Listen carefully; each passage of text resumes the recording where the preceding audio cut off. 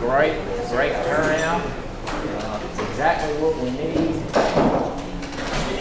There you go. Just speak right into it. A little crazy, Steve, but that's for the video, not for everybody. I understand, and so I'll get some of this out of.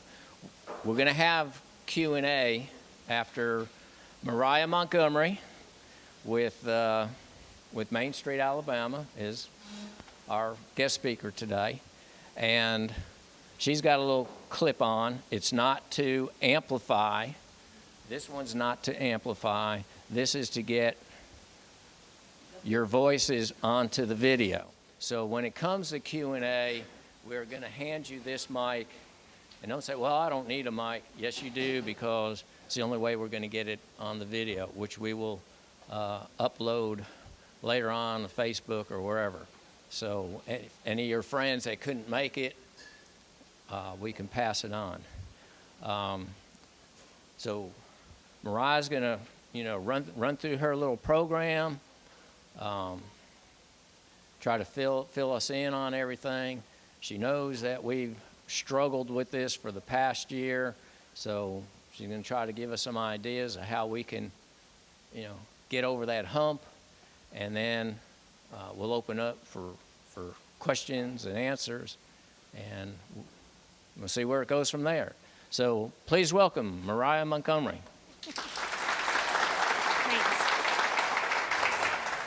Okay, so this meeting is very much a meeting. It's less of a presentation and more of a discussion with all of you. So one thing I will say is I visit all of the network communities across the state of Alabama. That is my primary role with Main Street, Alabama. I visit so many. I started visiting probably toward the end of January, and I'm going to be done visiting them all for the first time by the end of June. So woohoo, I've been traveling a lot, and I will say this is the biggest turnout we've ever had for one of these, so way to go. Good job. Very exciting to have all of you here today. I'm not sure how many of you are familiar with Main Street, but what I'm going to do is I'm going to talk about Main Street, Alabama, our nonprofit organization, for just a few minutes. And then the next step is I'm going to ask you so many questions about your community. And I want you to, just let me know if you've got a response. It's okay to not agree with one another as long as we're keeping it nice and kind. But ultimately what we want to do is we want to document all of the comments from our community. And then I go back to Enterprise, Alabama, that's where I live, and I create a report based on that. So I will put all of your thoughts, comments, concerns into a report, and then what I do is I create capacity building suggestions based on what we've learned from Main Street, Alabama and Main Street America to give you kind of the introductory steps on how to get there. Because everything doesn't happen overnight. It takes those baby steps. So it's kind of to help get you that starter pack, get you rolling. So I will say this has been wonderful. I visited Tallassee yesterday and went around and took pictures downtown. And I actually visited with a couple of the business owners. So it might be that when you raise your hand, if you wouldn't mind just telling me how you're affiliated, if you're a community member, if you're a business owner, if you're city leadership, anything like that, it would be nice to know that just so that I kind of have an idea of where you're coming from. But all in all, we want all of your voices to be heard, so don't feel, shy. This is the time to say something. And then I will have to get rolling at 11:30, but if the discussion is still rolling and happening, we will continue without me, and it'll all be recorded so that I can still use it in the report. So hopefully I'll be able to at least get through all of my questions before we get out of there. You might have already gotten a picture from me, but if we do walk around and take some pictures, it's because we just want to brag about how many people are here today. Main Street, Alabama will do a social media post after this. I took a bunch of pictures downtown. I promised to only post the really pretty ones of the good things, and then I took note of any things that I thought might need improvement as well, but those will go in the report and not on social media. So don't worry about that. But those pictures of y'all smiling faces this morning will go on social media because we do want to show off that hometown pride that y'all have right now. So first off, how many of you know about what Main Street, Alabama is? Okay, great. That's a good start. So Main Street, Alabama, most of the time when people think of main streets, they think of like the festivals and events, or maybe the pretty buildings that are in those Main Street communities. But really, that's only surface level. What Main Street, the 4-point proven approach is a long-term economic growth strategy. So we do that through the support of our local businesses, our local property owners, and our city leadership, town leadership, what have you. But by building those strong partnerships, we're actually able to work on a strategy that helps create a ripple effect, leading to job creation and improved infrastructure, and ultimately investment back into your downtown. So why would you want to revitalize your downtown? I'm so happy that there are so many people here today, because that shows me that, honestly, I don't have to spend too much time talking about that. You obviously understand why it's important to revitalize in your downtown. So the specifics about revitalizing downtown versus somewhere else in your community is that downtown is typically associated with that heart piece. That's that home pride. Your downtown is your creative identity to your community. So it's kind of got that like heartbeat of your town, but also it is really important for your economic growth. You know, up to 40% of your tax base can be tied to that area. So it's really not optional to invest in your downtown. It's really crucial that you invest in your downtown. Sorry, I usually have a presentation, so I'm reading off some notes. So the other piece about Main Street, the 4-point proven approach, you might have heard me say Main Street America as well, is because we are part of a bigger organization. Main Street Alabama is part of Main Street America. There are coordinating programs throughout the United States. And the reason that it is successful is because it is a comprehensive approach. One-off fixes have their place, and they are important, like cleanup days or one specific facade grant program. Like, those are wonderful, but ultimately they kind of are a Band-Aid, right? Like, they're gonna fix something for a short amount of time. What we're talking about is a comprehensive strategy that deals with 4 different points: organization, economic vitality, promotion, and design, and I will explain each of those. But this is really to push that long-lasting results and that actual long-term change. So I'm going to talk about the 4 points. Now, what I have found the easiest way to describe this as is if you had a fully designated Main Street community, which currently you're at a network level, which is this is the baby step, right? Like, we're dipping our toe into Main Street. But if you were to be a full-fledged designated program, you would have an executive director on staff, and you would have a board of volunteers that are working on 4 different committees to create that comprehensive approach and create that growth. So when I'm talking about these 4 points, think of them as these 4 committees that are actively working in the community to make these things happen. So the first committee would be economic vitality. So their focus is strictly on strengthening the business ecosystem. So that could be supporting a legacy business through their succession planning, or that could be focusing on trying to fill a long-time vacant building. That's the focus of that economic vitality group. And they're not just recruiting businesses, they're actually really creating the right conditions within that downtown to help those businesses thrive once they're in there. And they do that through resources, mentorship, and market data. So they do a lot of the data side of things.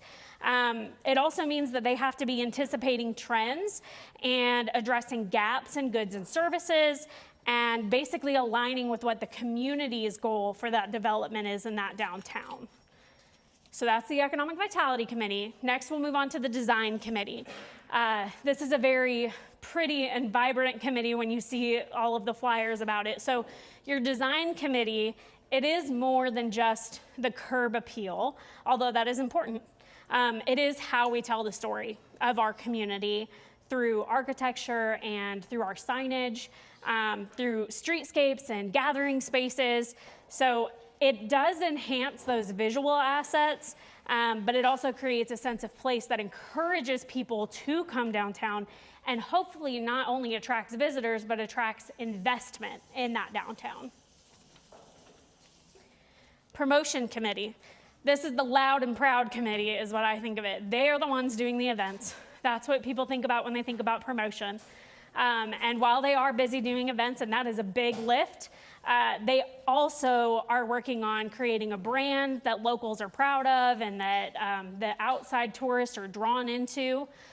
They work on marketing the downtown, whether it's marketing downtown as a whole or celebrating certain businesses' successes or celebrating certain businesses' promotions. They work on all of that. But ultimately, if that committee is working really well, they're going to help boost sales and create that foot traffic and momentum downtown. And then the last committee is the organization committee. This is my personal favorite committee. I was a local director for 3 years in Enterprise, and this one just really is the best one because they get to be that like background heartbeat of the organization. They are responsible for recruiting volunteers into the organization, training up those volunteers, and then retaining them through, volunteer recognition and awards and things like that. So they are also responsible for what I call tooting your own horn. So the organization committee is that committee that whenever there's anything going right in the Main Street world, they're the ones shouting it to the high heavens saying, look at what we did. Look at these benches that we just got. Look at these things that we just did. Like that's their goal, is really to promote the program as a whole and draw volunteers in. And then the other very important piece is that they handle the finances. So that's like your treasurer portion of that board. Right, so they're making sure that all of the projects that you want to do can be adequately funded. So they're also hosting fundraisers. That's not just events. Sometimes there are very creative fundraisers that you can do that don't require you to go out and set up a tent. So lastly, let's talk about designated versus network communities. So like I mentioned, y'all are currently at a network community level. That is dipping your toe in. That's perfect for folks that are kind of still trying to figure it out. Now, your designated level is a much higher investment to be in. Designated level is when you are fully ready to dive into the Main Street program. Because of that, they do benefit from all of the resources and support that Main Street Alabama provides. But in order to become designated, there are a lot of requirements. You do have to, it's competitive for one thing.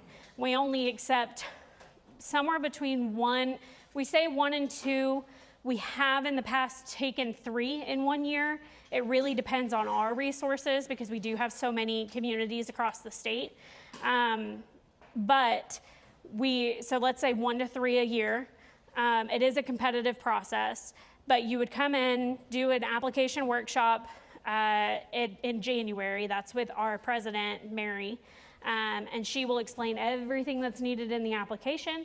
And then in May, if you make it through the application portion and you feel, still ready to go and everything's filled out and you submit that, then in May you go and you present to Main Street board members and basically pitch why you should be a designated community. I am luckily not someone that has to decide who gets in and who doesn't because I would be very biased seeing as I get to visit all of the network communities, so I would want everybody to be in. But it is Main Street board members who have that background in Main Street and know that you would need the resources in place. The best thing that they want for you to succeed.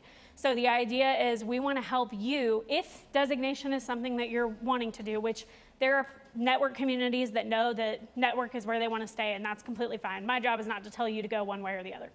But what I will say is if you're applying for designation, they want to see that you have the capacity built up so that if they select you, you are ready to thrive. There is no doubt about it. You've got volunteers, you have funding, you have community support, and that when that happens, you are embraced and that you will not, falter within the first couple of years because you weren't built up to the capacity that you needed to be.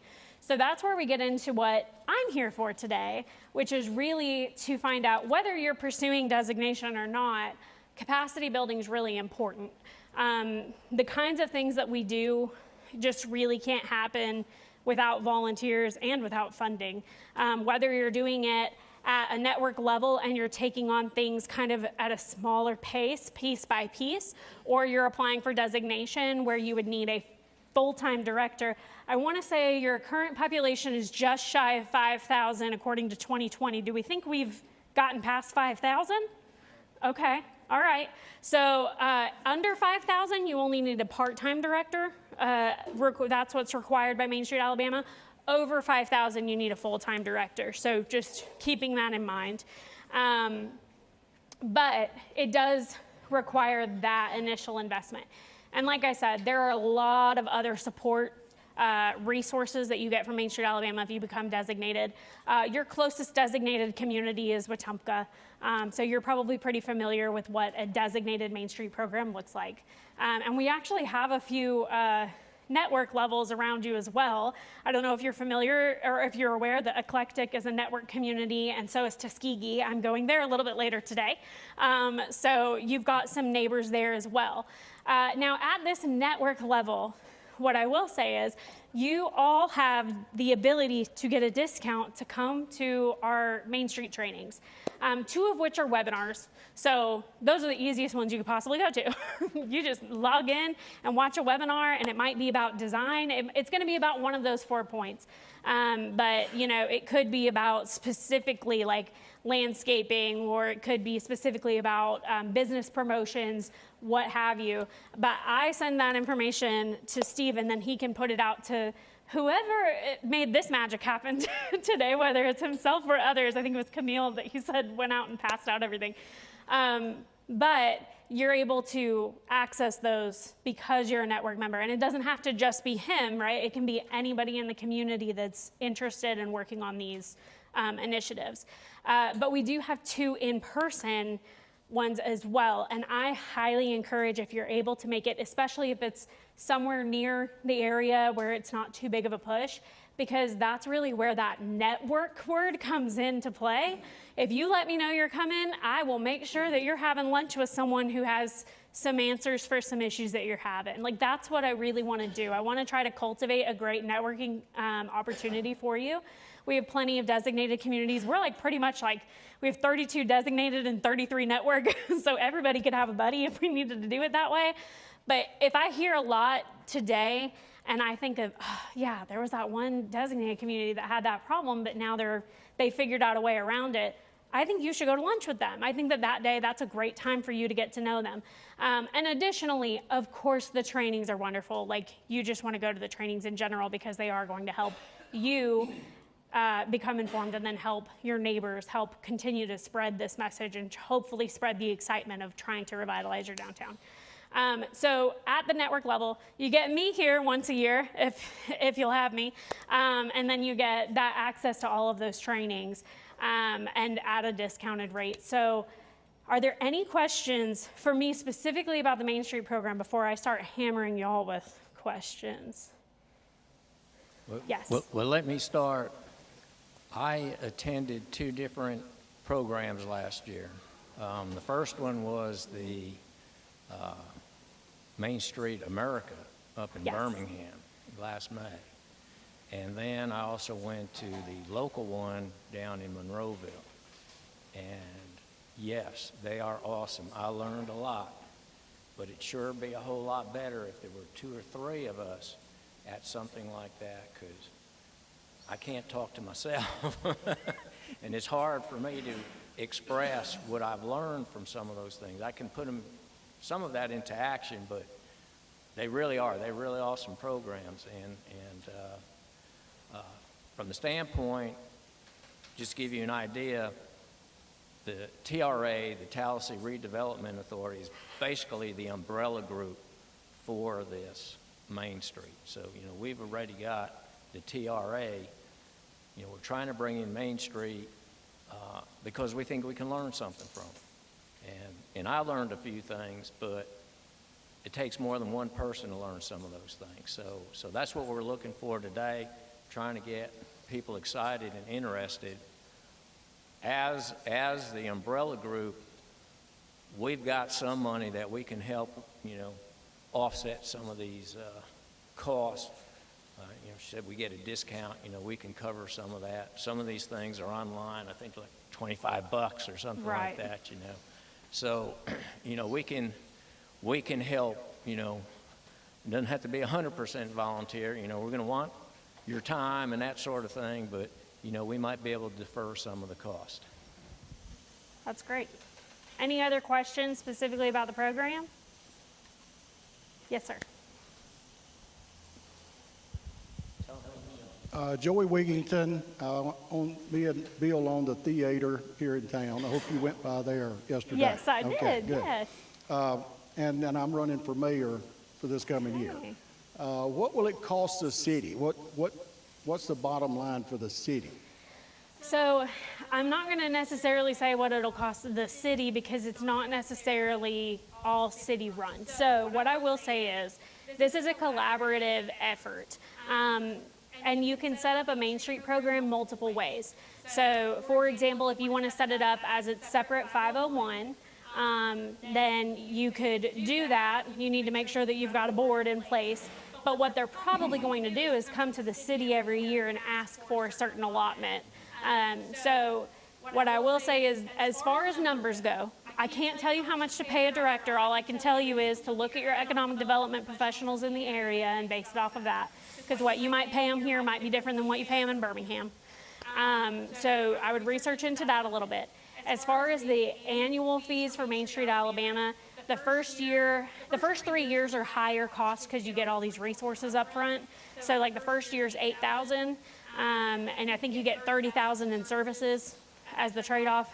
The second year is $6,500, and the third year is $3,500, and then past that it's $1,500 forever. And we could definitely get into kind of like the cost of how much you get back in those resources, what that looks like. But your biggest cost obviously is probably going to be funding a director. There are other ways on top of an annual allotment that sometimes cities will help, like with an in-kind office in the downtown area, something like that. But ultimately, it's a mix, right? You'll probably have some city, county funding in there that you request, and then there's some fundraising in there as well to help push that through. There are multiple ways to do fundraisers for this kind of program.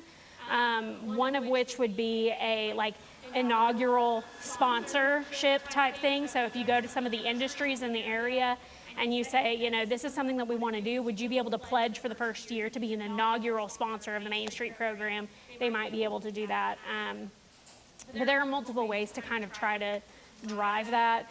There are also community campaigns, which is, I will say, and I don't know if we have any chamber folks in here, it's not the same as a membership. It's more like, it's oftentimes kind of thought of as a membership, but it's kind of like do you love downtown? Will you donate X amount every year? And just kind of re-upping that year to year. It's really a community support campaign, but that's another way that people have raised funds for it. So that's kind of the numbers, but as far as what the city pays, that varies on community. And it can even vary per year. Any other questions? Yes, ma'am.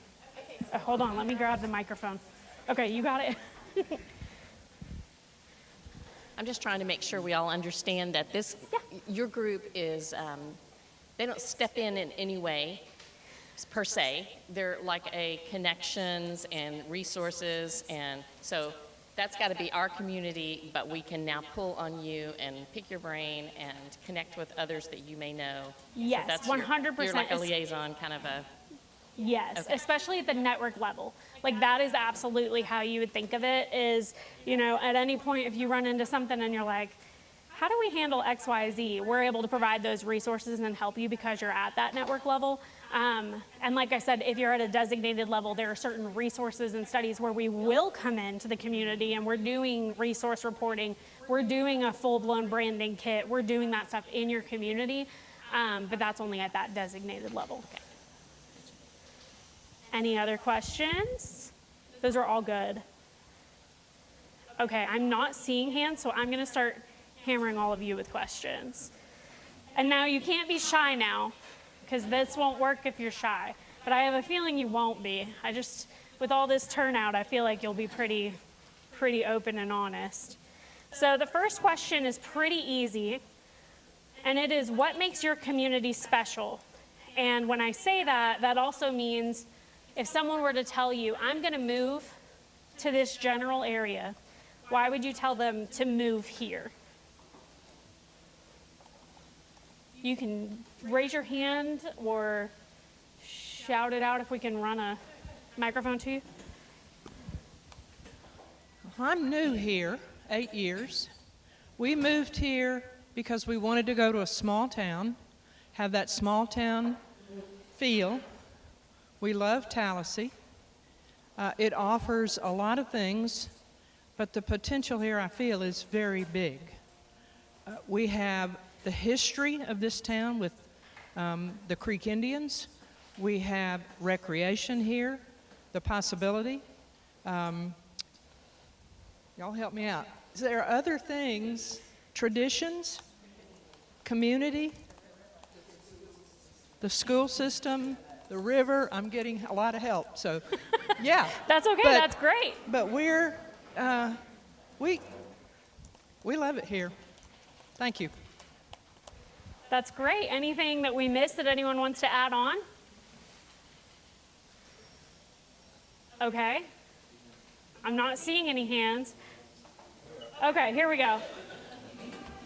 I was like, come on, we have to have at least 2 people for a question. Is anybody here over 82 years old? Raise your hand. Mine is up. I'm 82 years old, and I'm happy to be a Tallassean. The history of my family, and this building was built by my uncle right here. My grandfather ran a grocery store here on this corner in the 1900s. My family came in here in 1845 and built a Patterson log cabin over in Carville. If you've ever been over there, I'd appreciate if you go over there and look at it. But I go over there a lot of time and do a little thinking and what memories were probably started there. I love Tallassee. I was born and raised here. I played all the sports at Tallassee High School.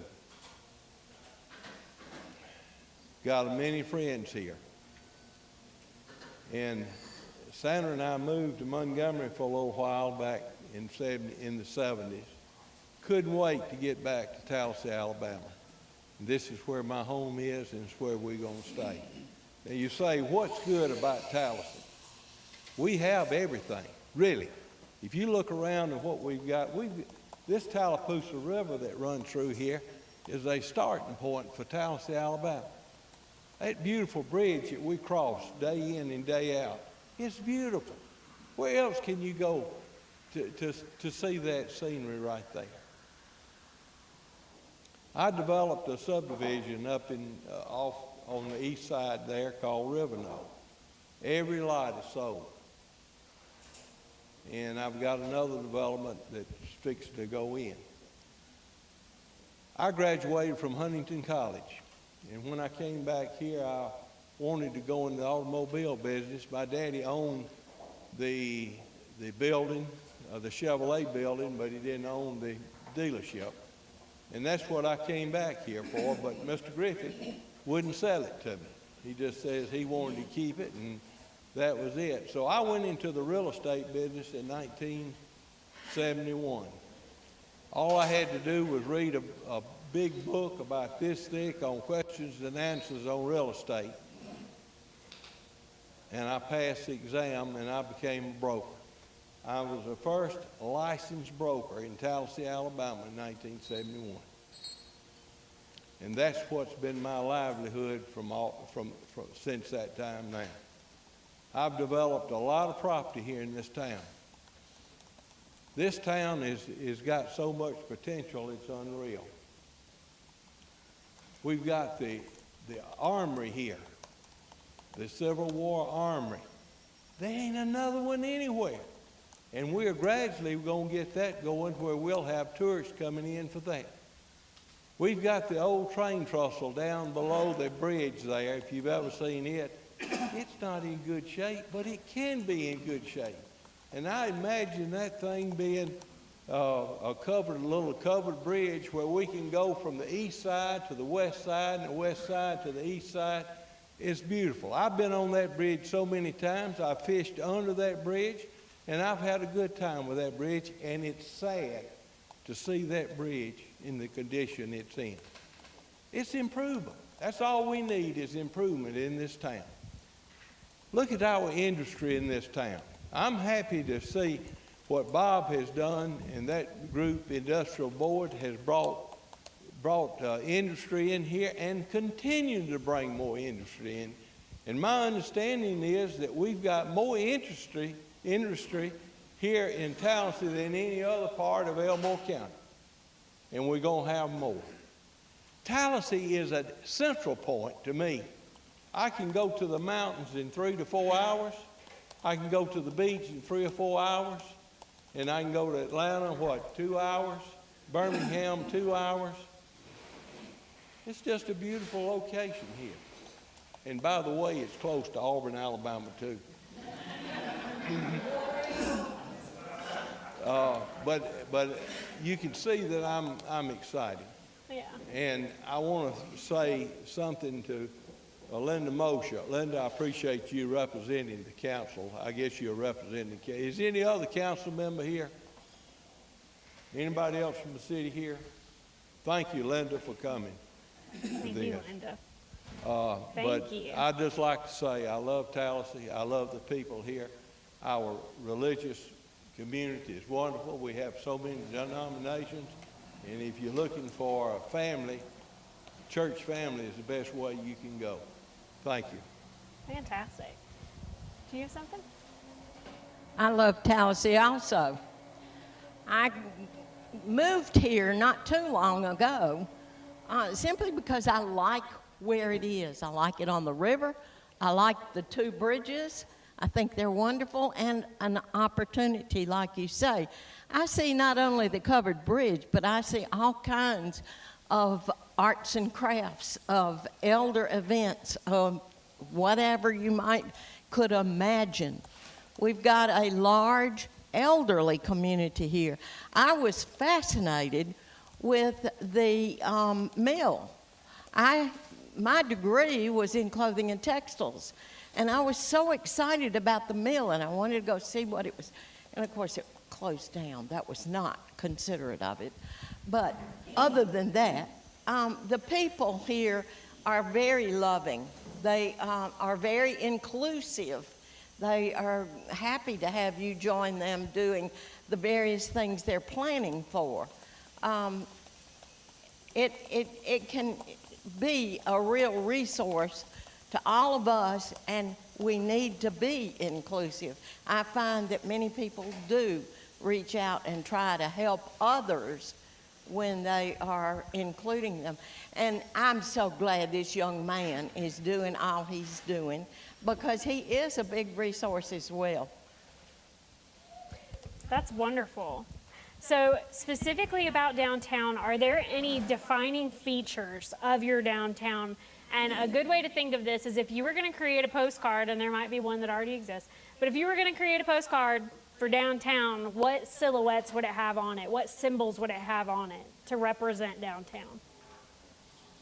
I would say the river. The river. And Okay, it would have that's a perfect. kayak on it. It would have fishing on it. It would have The canoes bridge. on it. It would have sightseeing on it. It is breathtaking. Water tower. Water tower. Got Yeah. it. Yes, facade with the bank on the corner. The armory.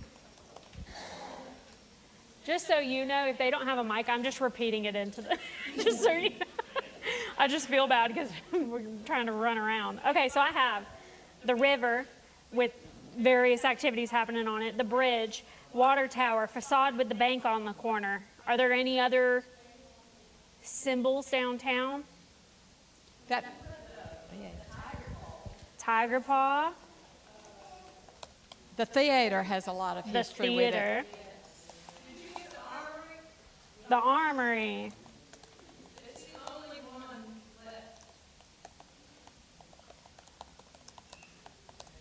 Got it. Yes.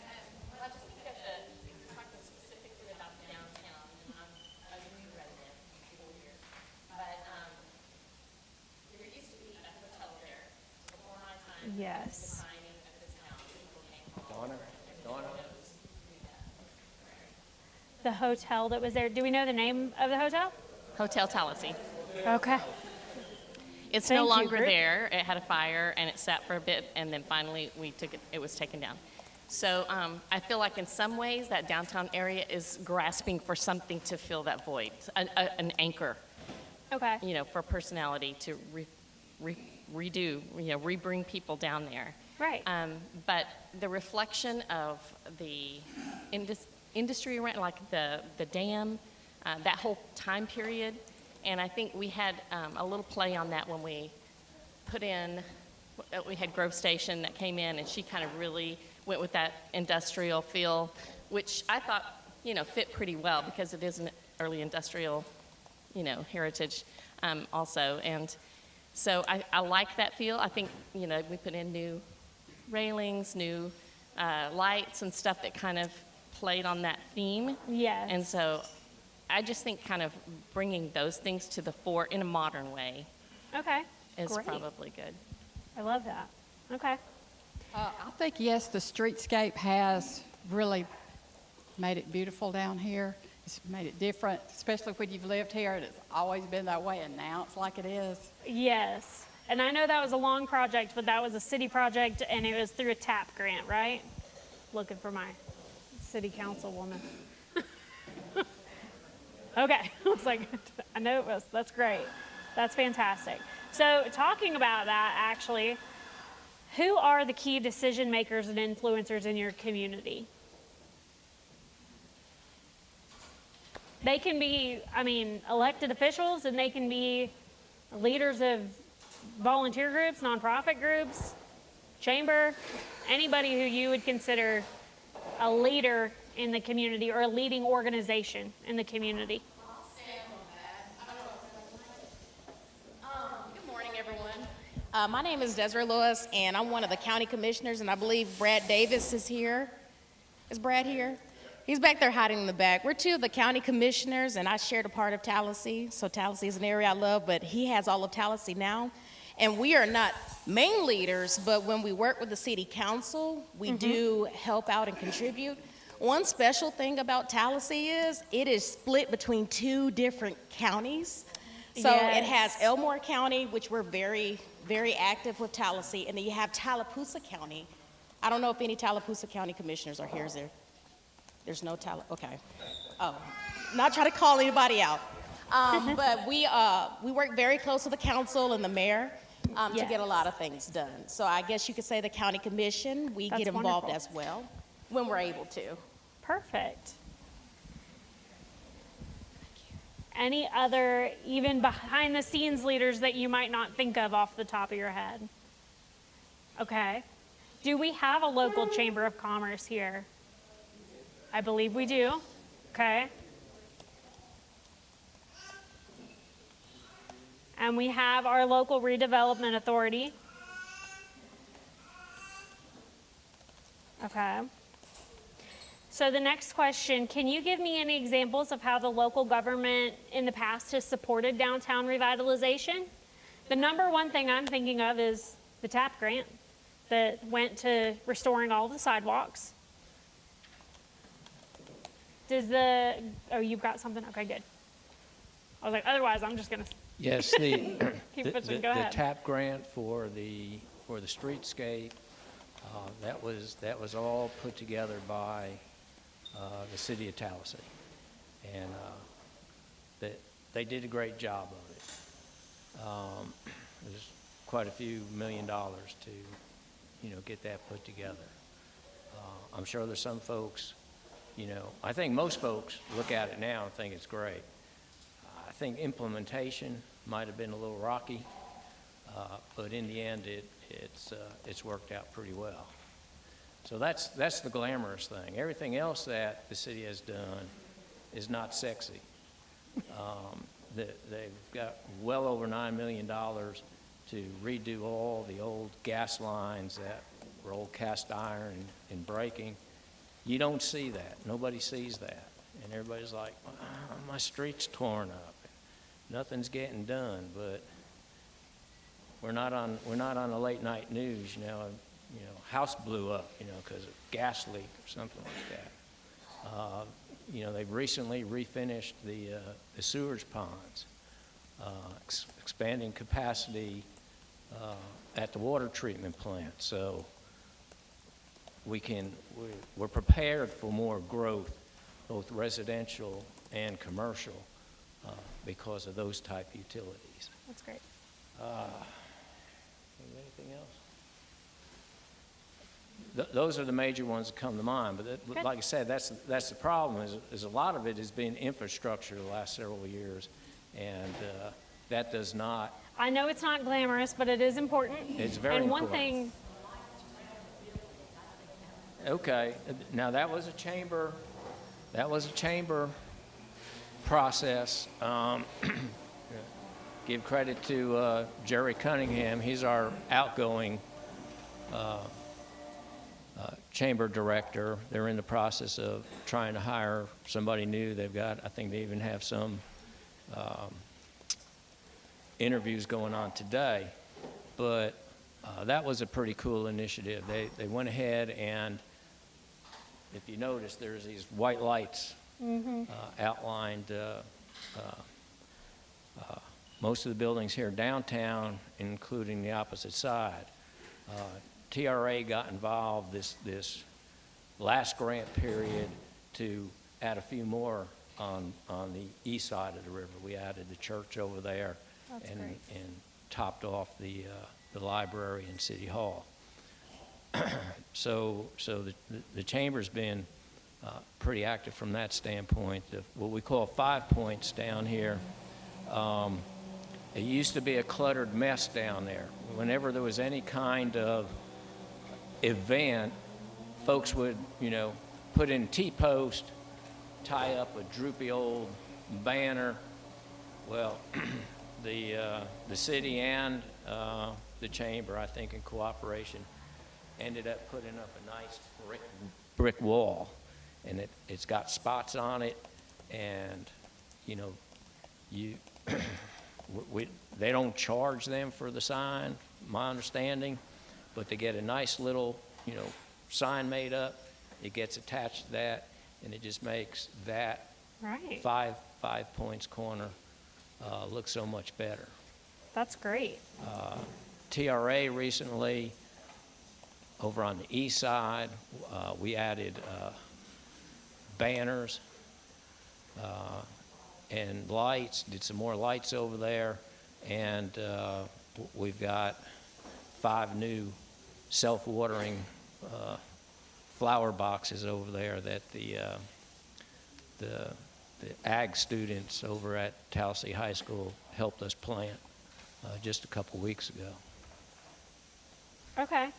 So the banners that are hanging on the poles downtown, that was a joint thing. Like we said, we're in 2 counties, so I was able to get RC&D money on the east side, didn't get any on the west, but that on the west side, the city was able to get a new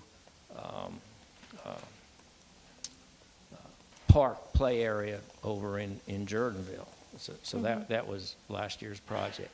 So the mayor and I, we came up with getting the banners done, and she handled the banners on this side of the river, and TRA handled the banners on the other side of the river. Okay, great.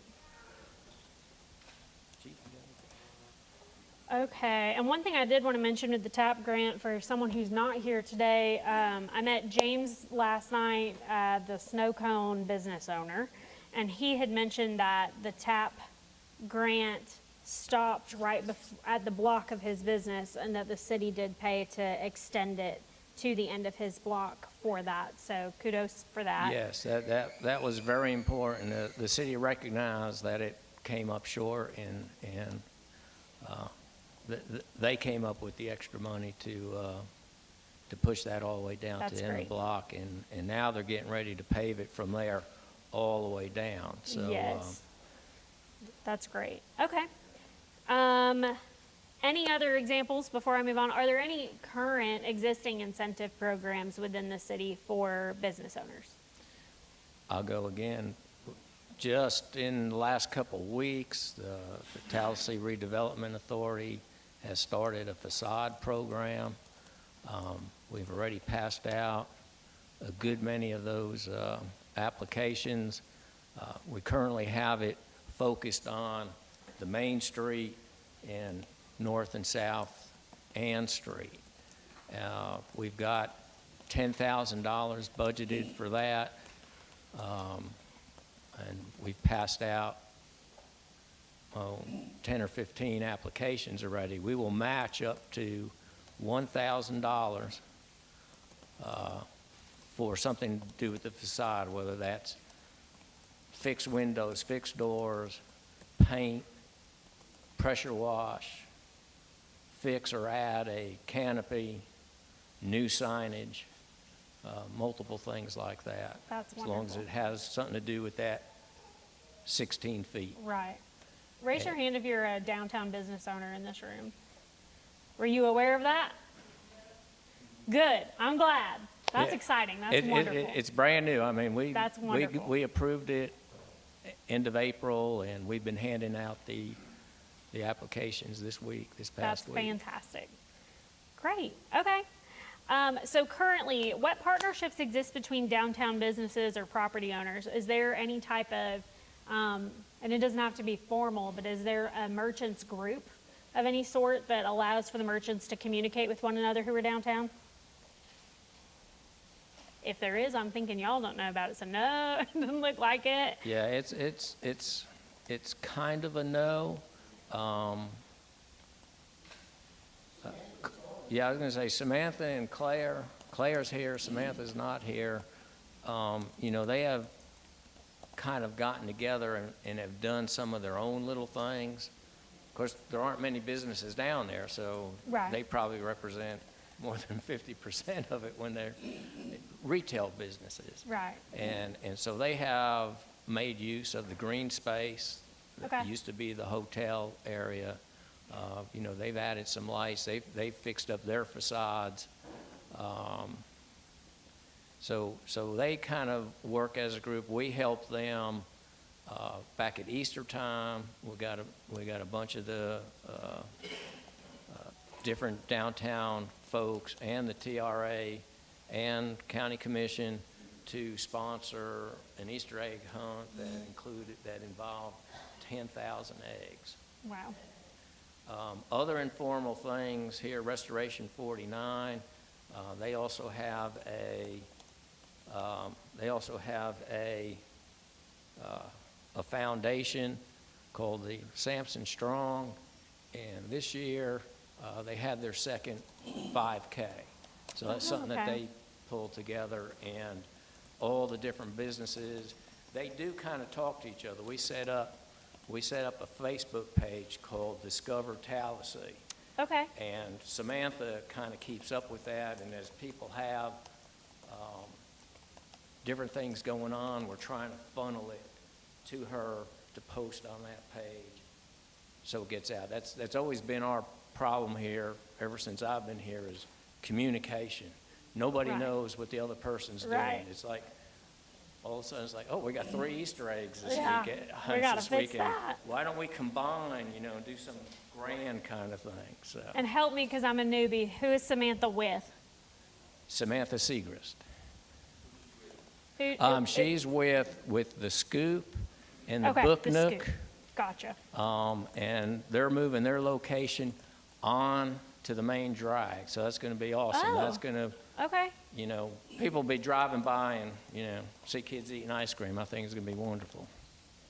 Great. I just had a question. Is there a Chamber of Commerce membership program where businesses can join and then work together in partnership and collaboration? Yes, and this is Michelle Cole. She's our current president. Good morning. Again, Michelle Cole, current president. As of right now, as Steve mentioned or someone mentioned before, we are looking for a new director. So right now we are all working. I think we have several people that's here today that are on the chamber. I know that I hear that Brad is in the back. I haven't seen him yet, but I heard him. Oh, well, there he is. He's over there. He's moved. And then we have someone right here as well. But yes, if you would like to email the chamber, we can make sure that we get that information to you. But yes, we have a very active chamber board. And right now, again, we are working on trying to get us a director so we can get back. But the board is trying our best to handle things. Jerry Cunningham is still working with us. Yes, he retired, but he is very much a part of the chamber. Just because he retired doesn't mean that he's leaving the community. He's just not doing what he was usually doing. But all of us know Jerry, and we all know that Jerry has not retired. He loves this community and he's still working. So if you don't mind, we have a Facebook page. So if you would like to leave us a message on Facebook, you can, or you can just go to the website and send us an email. We'll make sure that we answer all your questions. Thank you. Got one more over here. Okay. I want to go back to the community support. We're talking about Samantha, who does Discover Tallassee. She is in Birmingham right now trying to get a treatment plan because she found out she has cancer. That being said, I work for Samantha as her social media manager, and we recently had a book fair in the park who brought in at least, it was hundreds of people that came to downtown Tallassee. Great. And we're working on more things like that to come into the community. So I do all the promotion. I've worked for Wendy at the Mill also as her social media manager. So I'm doing everything I can to promote those three businesses downtown. Now, did you do that as the Scoop? I do it under the Scoop, the Okay. Hook Nook, and the Mill. I promote Okay, all their and the businesses Mill. on social media. Okay. Okay, I think we have one more.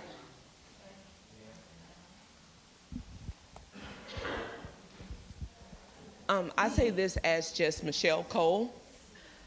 I have to echo what Steve Burek said. Tallassee has a communication problem. We always don't tell everybody or tell all the different communities that we have in Tallassee what's going on. A lot of our older citizens, they don't get on Facebook.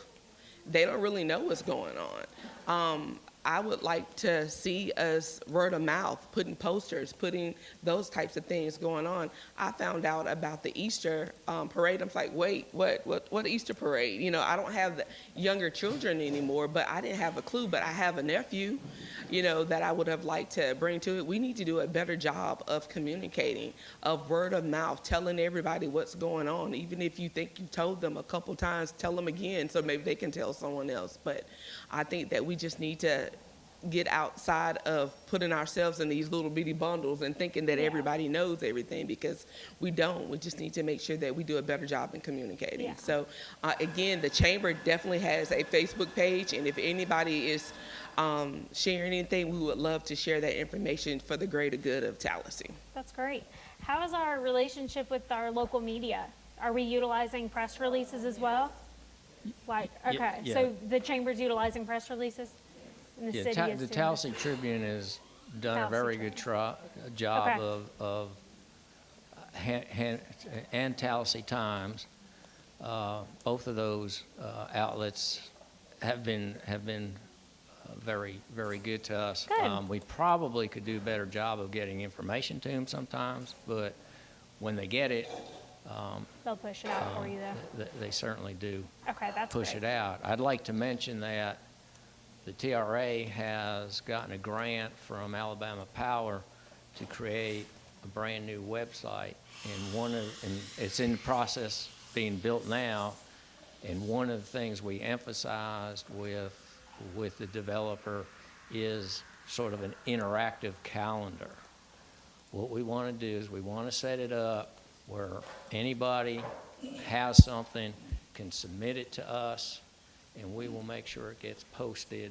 We'll review it, for appropriateness, but get it posted in one place. Because everybody, you can go to City Hall, and on their webpage, they got a calendar.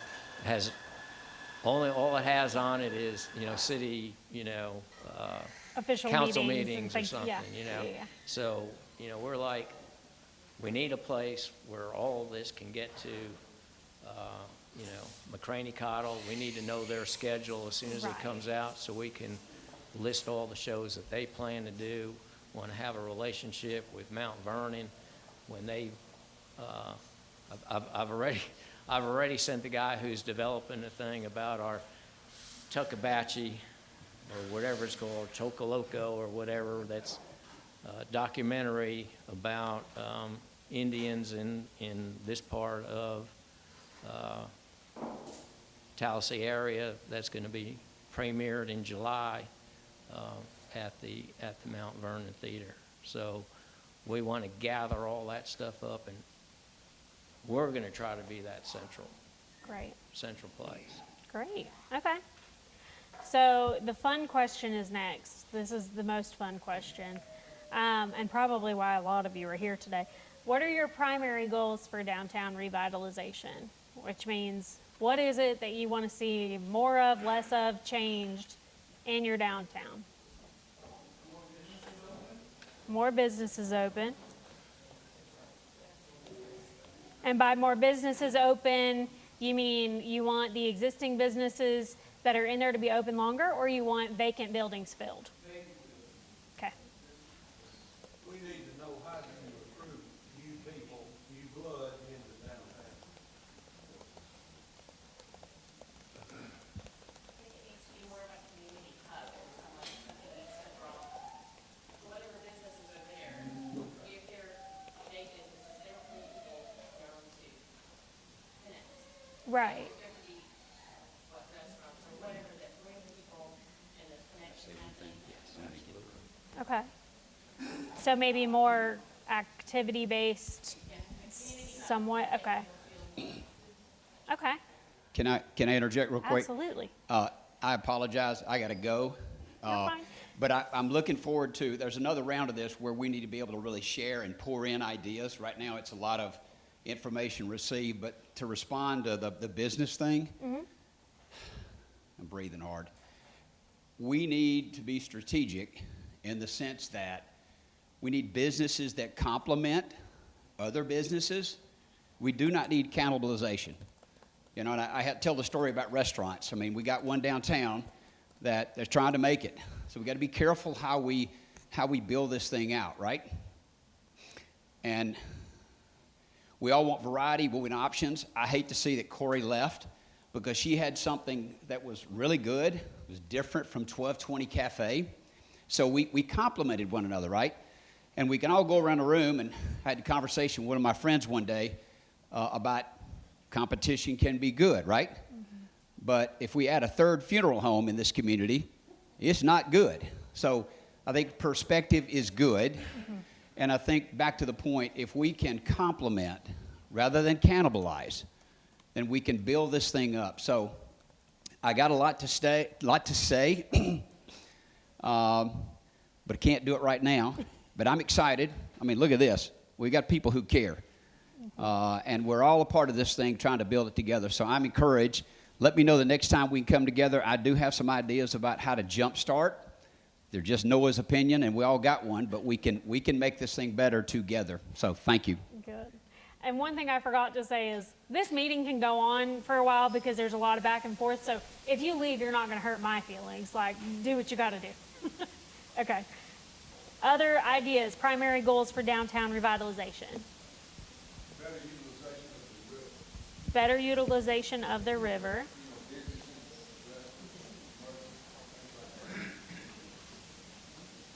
Hi, I'm Linda Mosher. I represent Ward 2 on the City Council in an appointed position. And like Joey, I've got to plug in. I am running for Ward 2 again, so if you're in Ward 2, I'd appreciate your vote.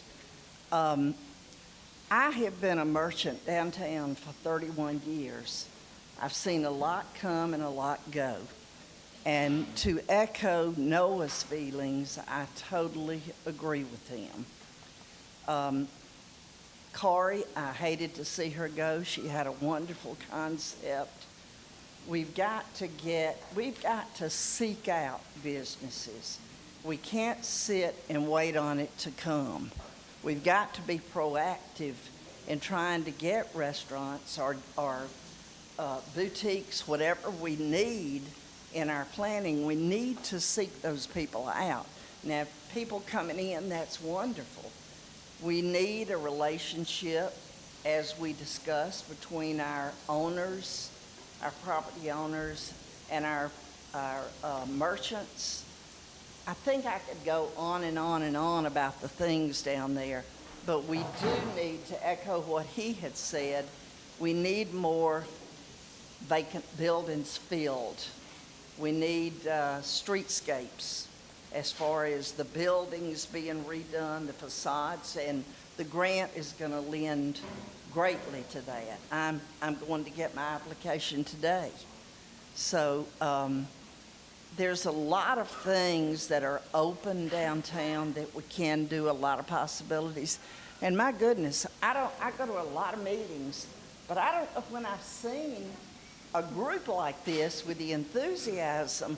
We have people that want to do it. You can see this. We need pulling together. I think Main Street can do this. We need an umbrella over us that can pull in our developers like Bill Patterson. I don't know how many people know what he's done for this town, because I think a lot of times he's quiet and doesn't get the recognition that he deserves. There are other people like that. But Bill went over in East Tallassee and over here and took some mill houses, reconstructed those mill houses, probably put more money in them than he'll ever get out of them, but it made a difference in this town. People are in there now, and they look nice. So, and even the developments that he's done and others that have done, there are things that do not come up that if you just look around, we've got activity. They don't toot their horn, but we've got a lot of things that are going on that are very positive, and we've got it here. We've got the enthusiasm, we've got the want to. We've just got to be pulled together. We do. And the organization that you all will lend us, I think will help do that. Thank you. Thank you. Wade Chipman, retired educator. There's two things I'd like to see happen. One is hopefully the east side will be developed as well, because I think the same things can be said of the east side as the main downtown area. But to kind of follow up with what was said behind me is about foot traffic. I think one of the, we need to fill up the empty buildings, but we really need to increase the foot traffic in these areas so that these businesses can make a profit. And that's key to me is bringing people in, not just filling the buildings, but bringing people to our community. Absolutely. We have one over here. Hey, my name's Dylan Carr. I'm a lifelong citizen of Tallassee and probably known to some of you as the crazy guy that tries to kill himself below the bridge in a kayak. But I'm a big-time kayaker. I travel all over the Southeast. I run with a big group of well-known professional boaters as well. I recently brought a guy down, or he actually contacted me and wanted to come when I made a post about Alabama Power releasing water over the dam, and he wanted to come join me and try to run these rapids. I don't know that it was the first time they were ever run, but it's been decades since if anybody's done it. I was really impressed with him. His resume includes being a 2004 and 2008 member of the U.S. Olympic slalom team. Oh, wow. He's also paddles all over the United States, does some of the biggest whitewater. He was blown away with what we have down here below the dam. He even mentioned to me, he said, Dylan, if you could work with Alabama Power and get them to release this water for you, you guys could have one of the biggest races in whitewater kayaking in the entire United States. He said the level of whitewater that we have right there just below the dam is equal to anything else that they do as far as the big kayak races go. Where it stands out is the fact that it's not a 4-mile hike in for the competitors and for the people that want to watch. It's right here sitting in the middle of town with easy access. Pedestrians could watch from the bridge. They could get on the rocks below. Now that we have the new gate system, we don't have to worry about gates falling. Our biggest obstacle would be Alabama Power and having communication with them and getting the release flows that we would need to have those type of recreations here. And with his resume, I think it really sparked something in me to say, hey, we need to push this. This guy runs the biggest whitewater all over the United States, runs with the biggest circle of elite boaters, and he is raving about what we have right here in Tallassee. Not only that, but we have tons of land up and down the river that we could use for biking trails, for hiking trails. Ecotourism is what I think Tallassee needs to bring in everything else everybody else wants for Tallassee. We can't bring in a hotel and all these eating places without having a reason for people to come to Tallassee. And I think as a community, we need to think more outside the box, not just the things that, hey, well, you know, the normal activities. I've gotten my kids into mountain biking. I've got more people doing that. I know that there are grants. I've done some research. We have Forever Wild just outside of Tallassee. I know they have gotten grants as far south as Dothan on some of their lands, a couple of $1 million grants to have trails put in. I think it'd be great for our community. I spend every weekend out of town. I'll day trip. I went to North Carolina 2 weeks ago. Woke up 5 o'clock in the morning, drove 5 hours to go running 8 miles down the river, got some food and turned around and came home. I was one of about 60 boaters that did the same thing. If we'll go to these other places, if we have something like this here, those people will come here and visit, and they'll use our town for this, not just other places. And I'd love to see, I'd love to see something like that here. I think that's what Tallassee has to offer the most, in my opinion. And our river is very special. I mean, it really is. It's a beautiful river. It has everything that anybody could want, from down to Class 2 to Class 3 whitewater, all the way up to elite Class 5 whitewater right below the dam. And we also have from AES down to 229 flat water for the people that aren't quite as crazy as we are.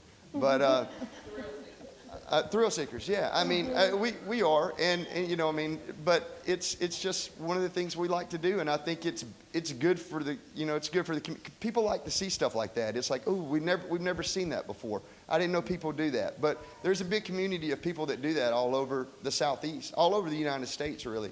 But yeah, I would love to see more of that happen around Tallassee. I think it would be really good for our community. I would also the 229 bridge. Just outside of Tallassee would be a good spot to have access for people to get out. It's not really easy to get in and out right there right now, but working with our commissioners, we can make that happen. Just an easy access for people to get in and out. If that, it would make it a more desirable place to be able to do it. Because right now, people, you could break your ankle getting in and out. It's just not an easy place for you to get out of the water. But I think if we had that access, it would bring more people in for stuff like that. Great, thank you. Oh, we all agree. Okay, I think we had a couple up front too. Okay. Thank you. I'm Easterling Carpenter. I'm running for Ward 1 City Council right now. Great.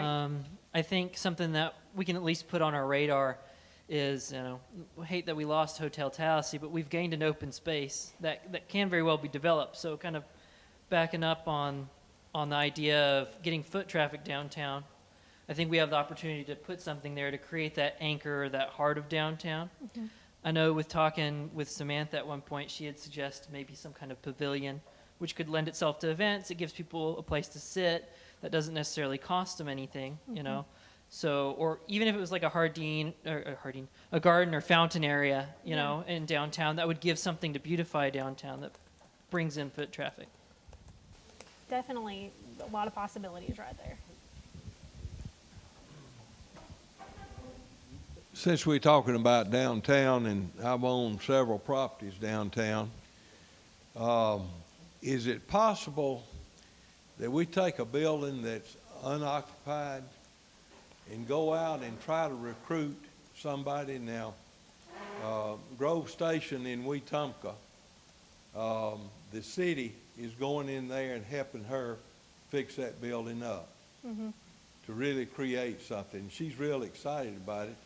I wonder if it's something, you have something that we can do that, to take a building and let the owner be a part of it and bring a business in that does good somewhere else that we would benefit from. To recruit them in? Yeah, recruit. That's part of that economic vitality piece. So that would be something, once you have those volunteers working together, that's that economic vitality group. That's what they would be working on doing. And you can do that. I know that you mentioned that the city's in partnership with that. There are ways to do that as well. So that's one of those resources that...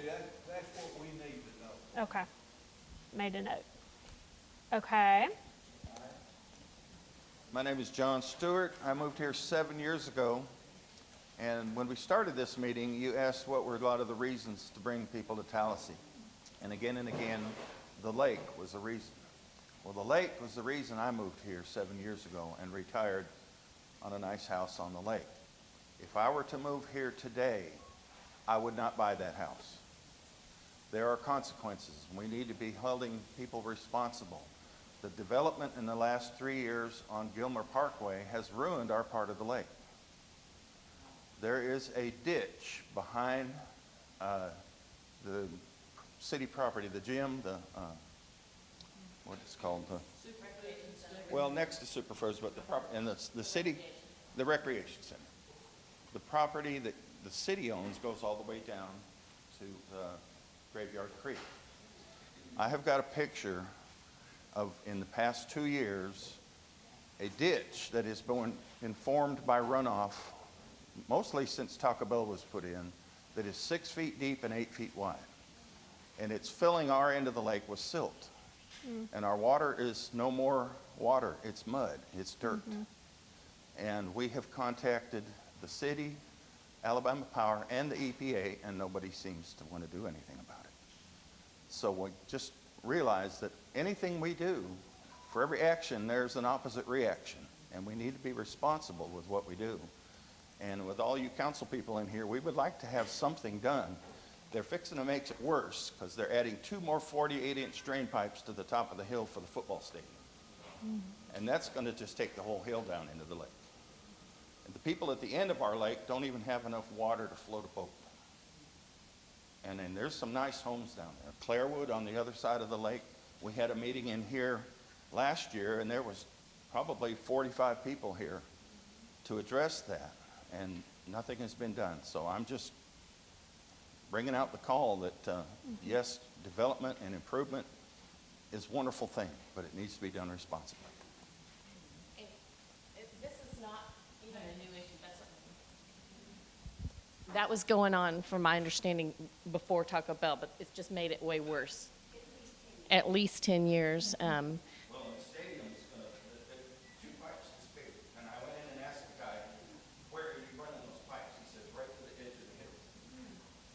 Yeah, well, I'm on Clairwood and on the water too, and yeah, every time a big rain comes, you can see the mud coming. It's terrible. Something really needs to be done, and I don't know why nobody addresses it, but.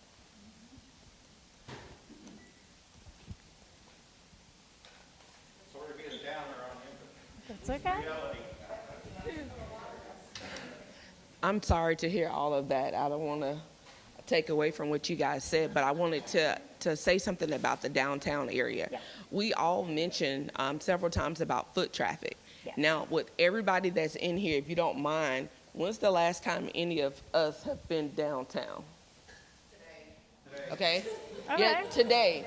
But when you think about that, they said today you see maybe 5 or 6 people, right? And if you think about over the last couple of weeks, when's the last time any of us have been downtown? Except when there is an event that we have downtown. Well, Scoops is down there. There's a lot of other areas down there. I live in Tallassee, but I work in Auburn. So by the time I get here, if I leave at Auburn at 4:45 and I get to Auburn, I get back to Tallassee if I'm not speeding, I get here, Officer Clayton, look away.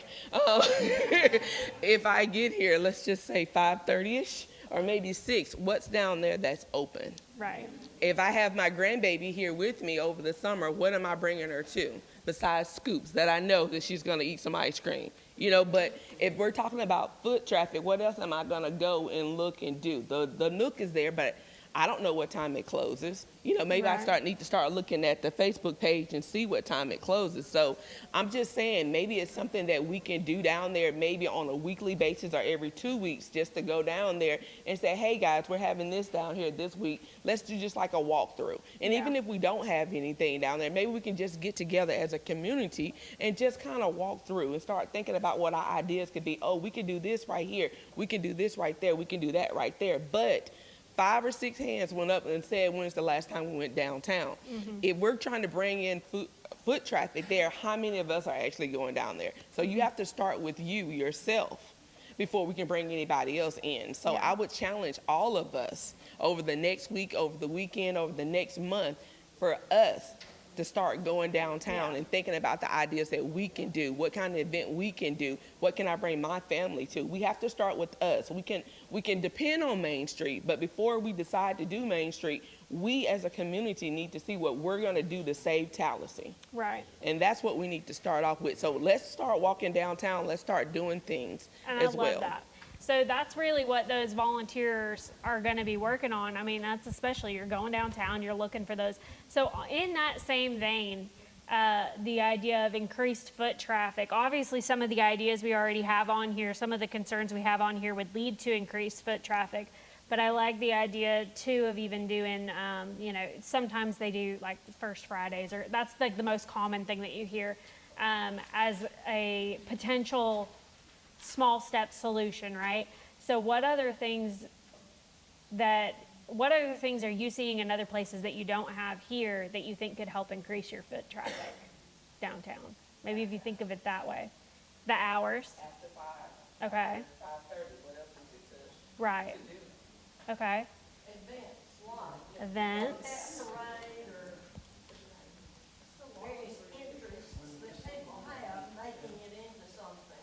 Right. Like, for instance, in Veterans Park or Henry Park. Yeah. What other thoughts? Red dress back there. Food truck roundups.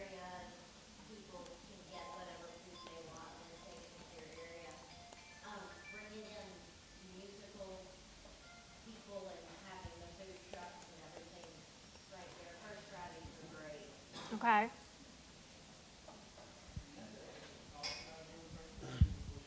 Go ahead. Linda brought up me trying to redo, what's that?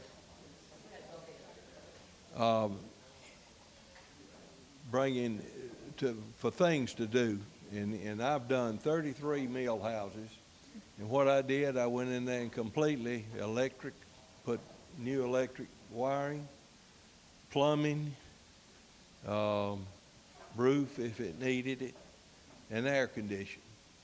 And those houses, and it's been 10 years ago, but I sold those houses around 90 and 95,000, and people that moved in there could qualify, and they enjoyed those houses. Now, when the mill built the Mill Village, they put back alleys in there. I can visualize us going in there and taking these houses, either the ones that can't be fixed, but building a new house there or something. It's a wonderful community, the East Tallassee and West Tallassee. Where these mill houses are is wonderful. Now, when they built those houses in the 20s and 30s, people didn't have a vehicle. And if they didn't have a vehicle, if a neighbor had one, that's how they got around. So that's why you see all the sidewalks in Tallassee and East Tallassee.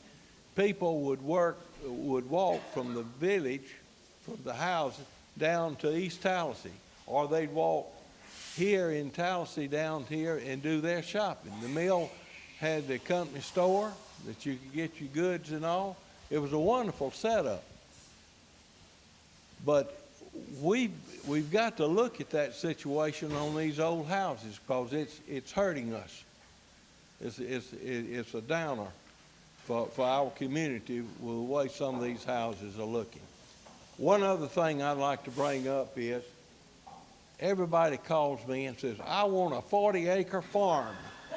Where can I find a 40-acre farm? Well, it ain't anymore. I can't find them anymore. It's hard to find land in Tallassee anymore. Where are your new subdivisions coming from? That's what we've got to think. Where are the new subdivisions? I got good news. They are on the way.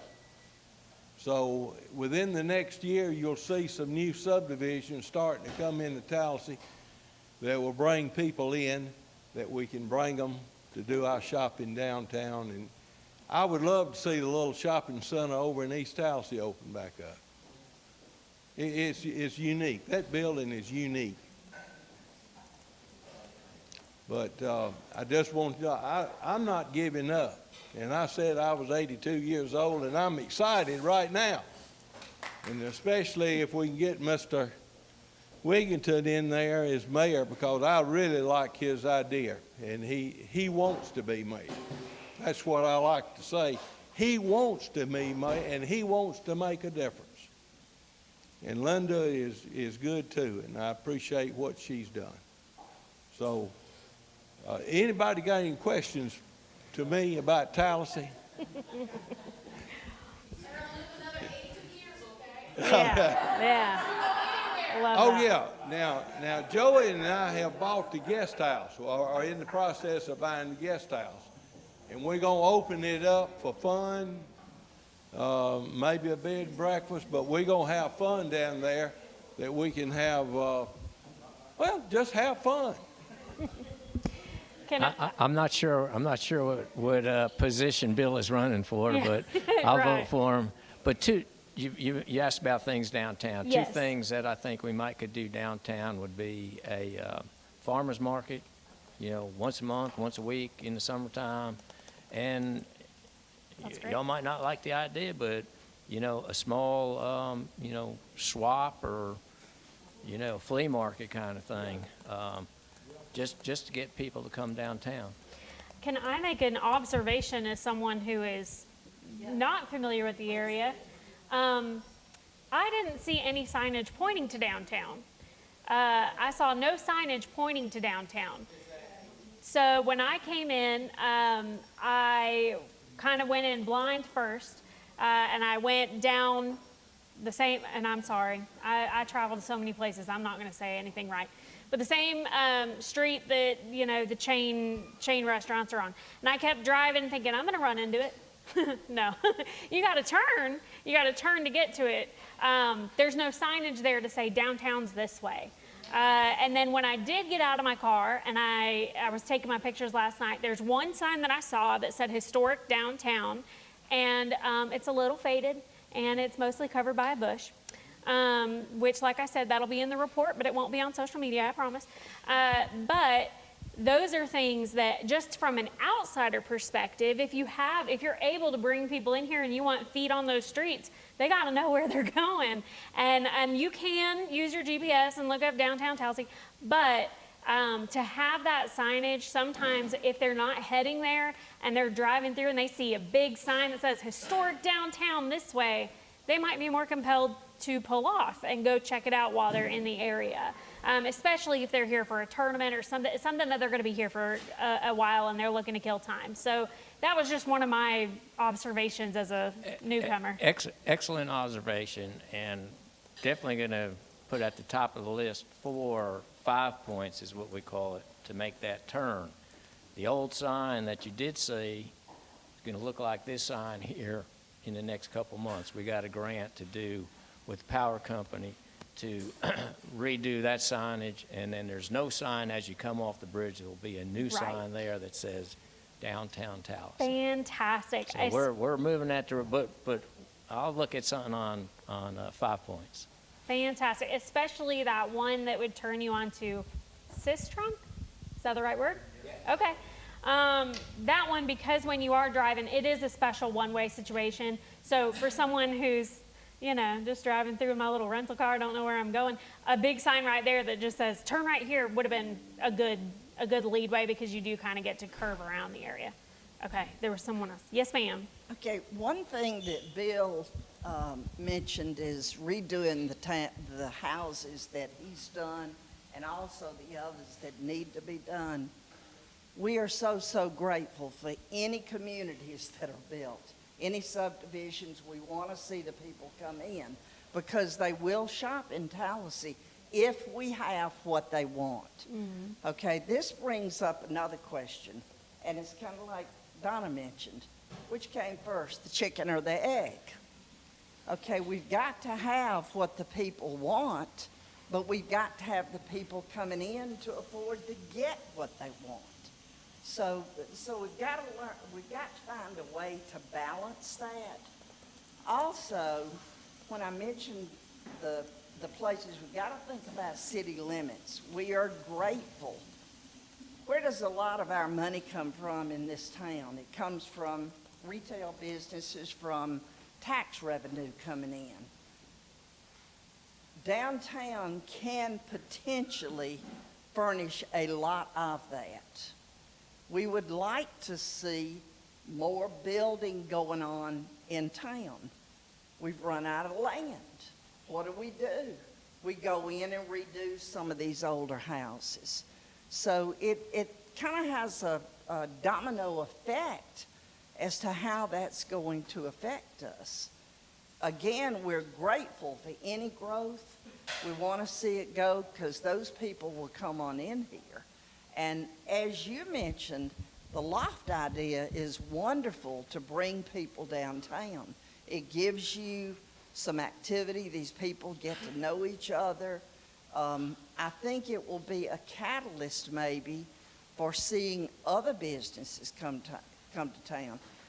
I've had people that have been in my store and they would say, hey, I'm thinking about trying to get something going down here. Where can I get a building? We also need in Tallassee not only a centralized location to find out what is available and who to contact, but we need that citywide on several different levels. We need it as far as if somebody comes to town, and this is something I've been thinking about, I would love to take somebody that's on staff, and I'm not saying go and hire somebody else, but somebody that a person could go to that is going to move to Tallassee. We don't have any idea of what's available, and it would be a hard job, but I think it can be done.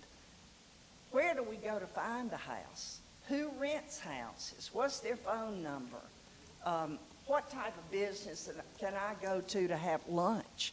There's just a lot of things that I think we could elaborate. And again, part of it is communication and part of it is organization. Mm-hmm. So I think that's a way that we could start to get something going, is to get it organized. Because we all have wonderful ideas, and it's like Michelle said, we're working in our little groups, but we need to tie all this stuff together. Mm-hmm. So hopefully with Main Street, you all can guide us in that direction. Yeah, absolutely. Thank you. We're talking about attractions. There's a huge attraction in Tallassee that most people don't know about. It's not only national, it's actually international. It's the Monster Mountain MX track. We do Airbnb, and we have had 4 renters in the last 6 months come for races as far from New Zealand. Wow. This guy flew his son over here, landed in Orlando, drove 2 hours south, picked up their bikes, and then drove 12 hours overnight to get to Monster Mountain by 7 o'clock on a Friday morning. These people are dedicated. Monster Mountain is the 3rd top-rated track in the country. In Tallassee, Alabama, folks. The man that owns it owns 3 of them. He's from California. He has the #1 track in California. He has the #2 track, I think, in Colorado somewhere. And then the highest rated track in the country is in Tallassee, Alabama. It is a high-tech, very well done. I mean, they've got picnic area, they've got RV area, they have showers, they have food service. It's unbelievable. And we can play on that. Absolutely. You know, people coming from out of state, out of the country, to bring their kids come and race, and we've got several renters off of it, but there could be more for that. So they run races on their own, is what I'm Yes. hearing. They schedule races. So They that's a schedule great way races, for your but downtown people to tie come to in. town to participate in Oh, races. absolutely. That's even as simple as putting a welcome racers, you know, some type of signage out, and then maybe doing a special Well, a for lot them of the that people day. are going, like she said, going to Wetumpka to stay Yes. and then drive here. Right. That is, Uh-huh. yeah. You were a renter on our house last week. I was. I was. Let's see. I know we had one up here.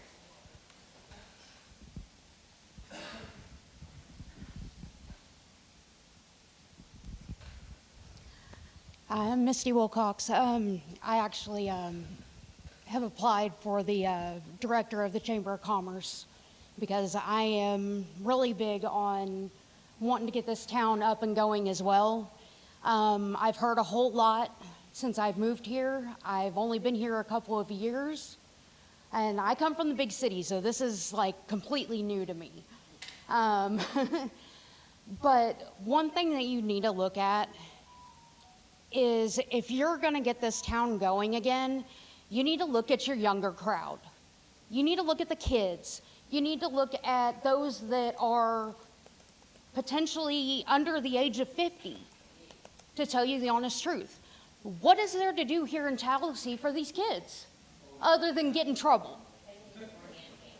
Yes, but the only way to bring in families is to have something to do, to make our neighborhoods look nicer.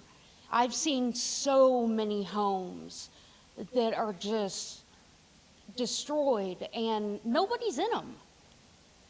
We either need to take the home down and rebuild or actually refurbish these homes and get younger crowds in here. Great, thank you.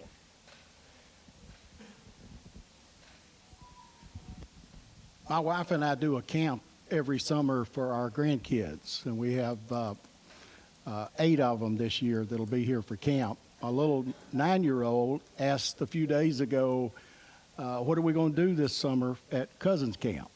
And I said, well, I'm not for sure. And she said, let me see your phone. She put on my phone under Google, things to do in Tallassee, Alabama for kids. Number 1 was Monster Mountain. That was the number 1. Number 2 was the Confederate Armory. She said, what is that? And I said, I'll tell you later. Number 3 was the Confederate officers' quarters. Number 4 was ball fields. And the sad part, number 5 was Walmart. Oh, wow. And I guess. And we always take them to Walmart. That's that's something. Yeah. But it's just sad. The city has got to keep this stuff up and more noticeable. I mean, we have a swimming pool, we got a theater, we've got fishing, all this stuff, but our city's not keeping those things up to date. Right. And so that that blew me away. I even Interesting. told Charlie about it. Charlie is the manager of Walmart, and he just laughed. And I said, yeah, it's sort of sad. But Yeah, that's interesting. that's what I found. Interesting. Wow.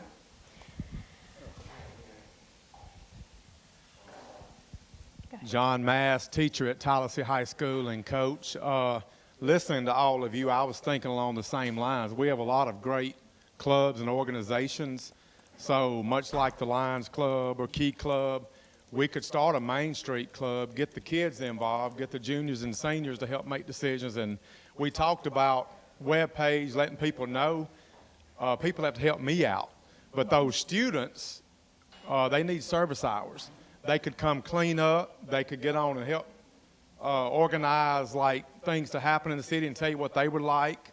So getting kids involved would be a big thing, I believe, and I could help with that. But Tallassee has a lot to offer. I was telling Dr. Burak, when I was hired like 25 years ago, there was a treasure on the Tallapoosa publication. I remember being put out, and it told of the high school and things that were going on. It told of downtown and the different businesses and things to do in the city. That might be something good to maybe once a year or quarterly put out. You could have it at Monster Mountain when people come into town, let them know what's going on. But the kids could help you with that if we had like a little club organized and get the kids involved. And I think that would be an asset to have the kids working. Absolutely. And we have a lot of great students that need service hours. They're always looking, Coach, can you help me? Can I work a wrestling match or can I do this? They could also go clean up on weekends or help the community out. Those are very fun ways So that would be good. to normally if you can get them involved, it's something that they find rewarding, and it's also something, I will say, like I said, I was the local director in Enterprise for a few years, and we actually created a Young Main Street committee under our designated group, and they helped us with murals. They designed and painted murals in the downtown, and it was huge because when they started, they said, well, there's really nothing to do downtown, like why would I want it? I'm so ready to leave. They worked in the local coffee shops or something, and they were like, I'm so ready to leave.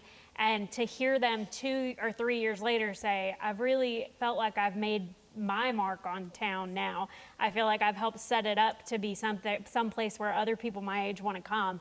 That's a huge, it's really an untapped resource in a lot of communities, so I echo that. There was something the kids play called Sim City. They design a city, build roads, bridges. Yes. Getting them involved in something like this, we register them to vote and try to teach them your future leaders. So this would give them a way to kind of make believe, tell you some thoughts, dreams, and help give you ideas. But Absolutely. they would be real big with social media and telling you ways to advertise and get people in because, you know, they've told me they could win an election without spending money just using social media. So they've talked to those Oh, they're things. really The kids fun, could help too. you. You might end up with some odd stuff sometimes. You might not want to take all the recommendations, but it's they fun. could have some. They're fun. And one thing, too, our city schools, we offer sports and activities a lot of the surrounding schools don't offer. So Okay. that could be known as a way to recruit people to come into Tallassee, to bring your children here. We offer so many music, choir, sports, dual enrollment, advanced placement. We do things that maybe our surrounding schools don't have. There's not another school in Elmore County that has swimming, or Tallapoosa County. There's so many things people don't realize that people are looking to come and they bring their kids here. That's the way to get people involved. Dr. Freed's programs. Dr. Freed's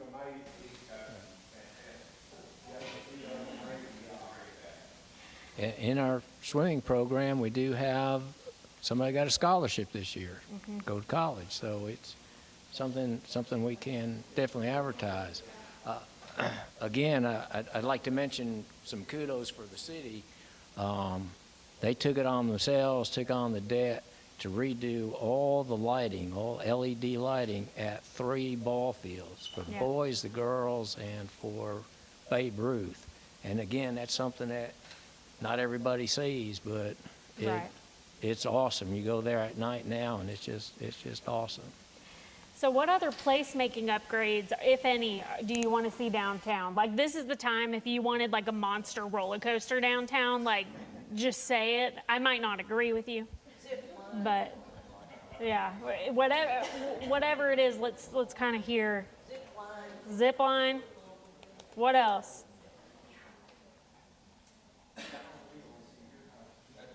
At one time, they talked about having an amphitheater built on the backside over here. And I don't know if that's still in the plans or not, but boy, that would be a wonderful addition to that area. We're going to have a Raptor Center. Raptor Center. Was there any more talk or progress on doing something with the mill?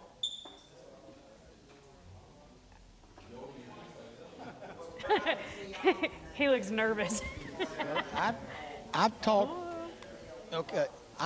to I've talked to the project manager, and they're supposed to be starting in July back at the mill. The problem, they were going to do it in February, but Harsha, the guy that's over all of it, his parents' house burned up in Los Angeles. And so he devoted his time for that. But I spoke to the project manager about 2 weeks ago and said they'd be starting it in July. Now, I know a lot of Tallasseans don't believe it's going to happen, but I'm the optimistic one, and I believe it will. Maybe not as fast as we want it, but or need it, but I think it's going to happen.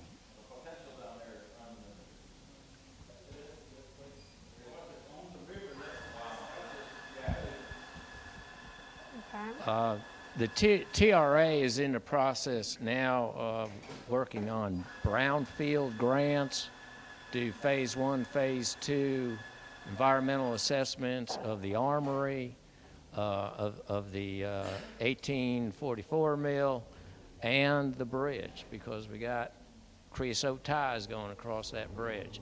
So those inspections start June the 3rd. Hope to have all that study done, next couple months. And I'm told there is money for cleanup. So if we do find problems, I don't know about the mill because they've looked at it once before, but we certainly got creosote ties running across the river and flaking lead paint on the bridge. I'm optimistic we might get that cleaned up starting sometime in September. Yeah, we need more of that DOT green. Absolutely.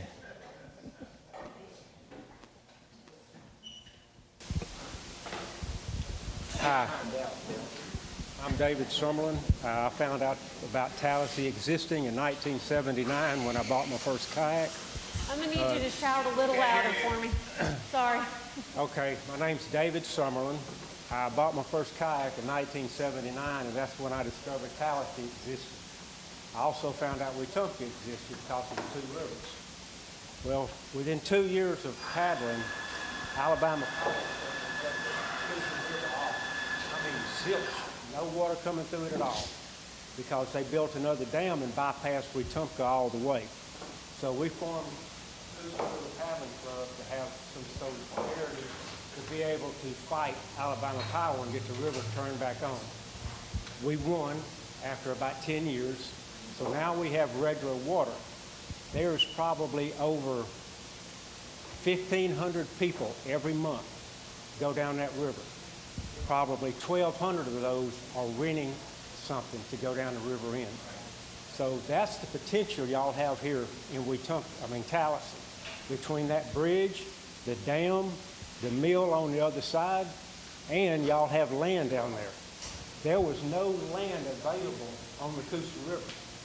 The city had 30 acres that was given to them. They paid somebody to tell them what to do with it, and they said keep it as a park. Well, the city council wanted to cut it down, but they get their hands on that old growth timber. Well, we got the lease, and so we've got a public park after enough citizens put pressure on the city council. So now there's a public access to the river. As time goes on, people may lose access to this river. Now y'all could put a park down there, the bridge. You have something for the people and the children of Tallassee to do. When I went out west a couple of years ago, in some of these quaint little towns, they put a campsite. So that draws people in off the interstate. Now you've got walking traffic for downtown to bring people in. You've got the river that's bringing in 1,000 people plus a year to walk downtown, because all the people that come won't paddle with them. Some of the wives won't get on the river. They need something to do while the husband's on the river, a boyfriend. So y'all really have a lot of potential in this town, and I'd love to see it keep headed that way. And as far as your drainage problem, don't call, go online to ADEM, Alabama Department of Environmental Management. If you fill a written report out, they will legally have to respond to you. So if you do that, you should be able to get some action as far as that out there. They'll send somebody out. If you take It's been done. They came out with an airboat, ran up the river, and went, yeah, that's all it says, yep. And they did not give you any resolution to that. Wow. I've heard a lot of comments made about recreation and the different options we might have here, and I really love the idea of expanding on what's going on down by the river, and walking trails, biking trails, all that. Maybe expanded park access in our community would be great. I came from a community, we've been here 10 years, I came from a community that built a water park. And I'm not saying we need to build a water park, but something like that kind of activity has brought a lot of people into that community. I'm not sure they made that much money off it, but you know what it did? It created jobs for kids in the summer, created activity for people to talk about foot traffic. There's businesses at restaurants that were serving in the summertime when it was open. Their business went up substantially during that time. So creating the recreational activities, I think, is just a wonderful idea that this community could do. And as much as we can find ways to keep our young people in the community and find jobs for them here, Right. I think would really help. So I only have 30 minutes left with y'all. So I'm going, unless there's something that we didn't cover that all of a sudden y'all need, like I said, a monster roller coaster downtown or something, I'm going to keep on moving through. So speak now or forever hold your peace. Okay. Could y'all imagine a zip line going across that river? I have it noted. I have it noted. Yeah. I have it noted. Okay, so I'm going to ask those. So currently, what funding sources do we know of that are available for downtown projects? So, for example, that green space, in a hypothetical world, let's say we wanted to develop a park there. Are there city funds? Are there redevelopment authority funds? Are there any type of bucket that has been planned for downtown projects? No. Okay. Steve. I probably should have, wait, I didn't realize you were gone. My question was, for downtown projects specifically, is there a bucket of funding anywhere, be it the chamber, the city, TRA, like, is there any type of existing funding budget line item for downtown projects? For the example I used was if the green space were to hypothetically be turned into a park of some sort. All right, at this point, for the last 2 years, the city has upped the funding for TRA from $3,000 a year to $10,000 a year. So we have a few dollars. We secured the grants for the east side. We secured the grants for the signage I was talking about, and we secured some grants for the webpage. So that money has come in and has been spent on those projects. We are going to get reimbursed $7,000 on the east side project. So we had some money left over, so just last month we instituted the facade grant for downtown, and we've got $10,000 allocated for that. Hopefully, new budget comes out in October. Hopefully the new city mayor and council will, see fit to at least continue that funding, if not increase it. Right. But we're using what we can to do some of these smaller projects, trying to get some momentum going. That's great. And just for reference, it's not like every community has just a sitting bowl of money ready to go for downtown projects. A lot of the time, it's individual projects that you fundraise for, you seek grants for. So I just didn't want it to sound like, I didn't want to get that confused. But if you have an initiative there like are the facade grant some program, new that's grant great. opportunities. We're in the change with administration, so it's going to be a bit of a timing issue. Right. But, I'll probably end up applying for a couple little things, but I've already talked with Joey here, about things to do with the green space, whether it be a small stage where we could, have little groups come in. Got a big open wall there. I've spoken with the property owner there about putting a mural in. I understand there might be mural grants we can get our hands on. Right. Mike can get some grants for seating. It's all just What do they dependent call upon this? the project. Right. Just some small things. I don't know if Miss Carol is still here, but I think we've got a couple people that she's might our be. contract. Yeah. She's our contract at art teacher at the school, and she's going to help us put together some small mural projects. That's great. We've been hearing a lot about fishing and that kind of thing. There's a sign-up sheet for murals if you want to look at it, but concentrating on the on the riverside, I can see a small mural of a kayak, and visitors can kind of be like Pretend, nestled in yeah. it, like they're in it. Cute. Somebody with a fishing rod and a big fish on the end. Oh, yeah. These are small things that we could probably fund ourselves, but we might be able to get the big mural on the big green.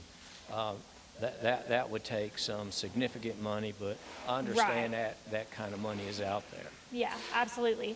Red dress behind you? Is there a history of a group that facilitates private and public funding partnerships, or is there a group now that's in place that would or could do that? Well, basically, the way we're set up, the TRA is an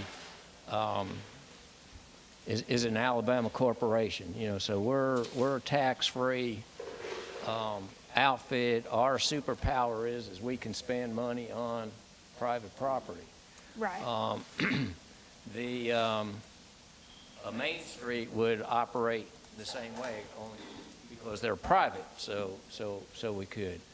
TRA is not a 501c, but we cooperate with the CDC, the Tallassee Community Development Corporation, which Brad Davis here is he and I have talked about that. We can have money. People can make a contribution to the CWC. They can get their tax credit and all that kind of stuff, and then they can fund us, to actually get the work done. Right. So that would be how that would work. And then like the money that we get from the city can't spend it on private property, but we you can. Right, exactly. So we're sort of that. Yeah. That's our superpower. Yeah. Yes, ma'am. Excuse me if I'm out of order, but we're talking about things to get things here, to get the grants, to get things improved. One thing that I see is that we desperately need a place for people to stay. We no longer have a hotel. I mean, we've got to seek out. We're sending them to Wetumpka. We're sending them to Montgomery, down to Shorter, over to Auburn. We're missing out on a lot of revenue.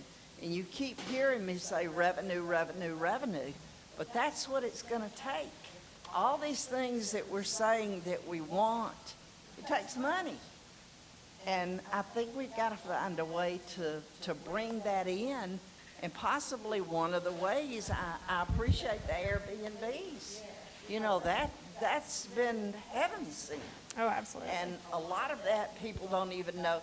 I occasionally will go online and just look at VBRO and Airbnb. And I am bowled over at the number of places that we have here. And it's great. It's been heaven sent.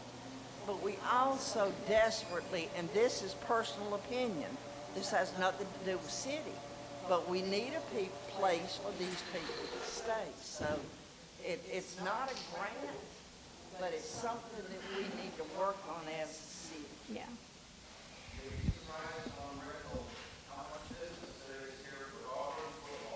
Oh, yeah.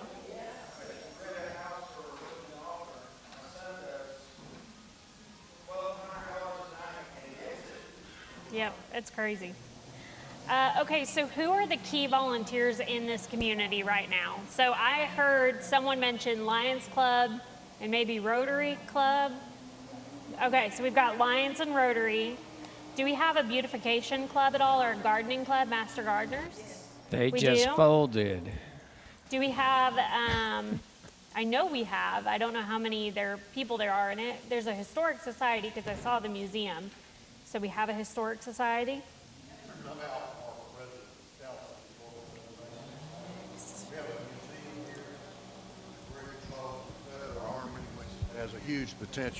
Has a huge potential for revenue and attraction. If we could get some kind of kayak landing down by the old 1852 mill, just a potential for that, bringing in tax revenue, people spending money on ice and food, that sort of thing. Right. Airbnb, you know, we have a Civil War reenactment here, Sons of Confederate Veterans, every November, which brings in a lot of people. So, Wow. a lot of potential. How many volunteers are in the Historic Preservation Society? I'm sorry. That's okay.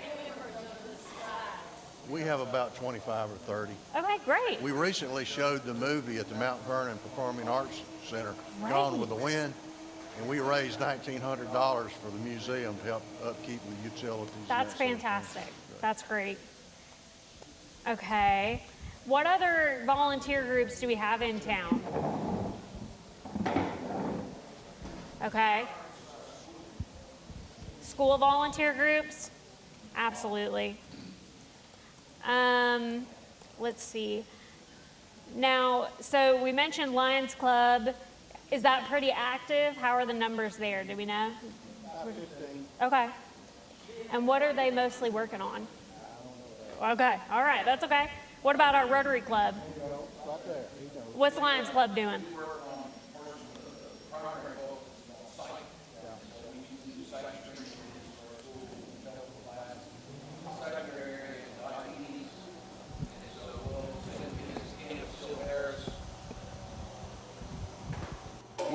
There's two main areas that the Lions Club focuses on. Again, there's the sight and sight screenings we do at all the schools.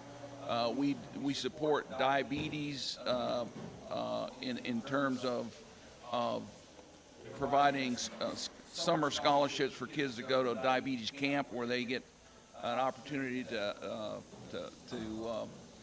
take care of themselves and their condition and those things. And then we provide several scholarships, and then we support the Leo Club that's in the high school, and certainly we encourage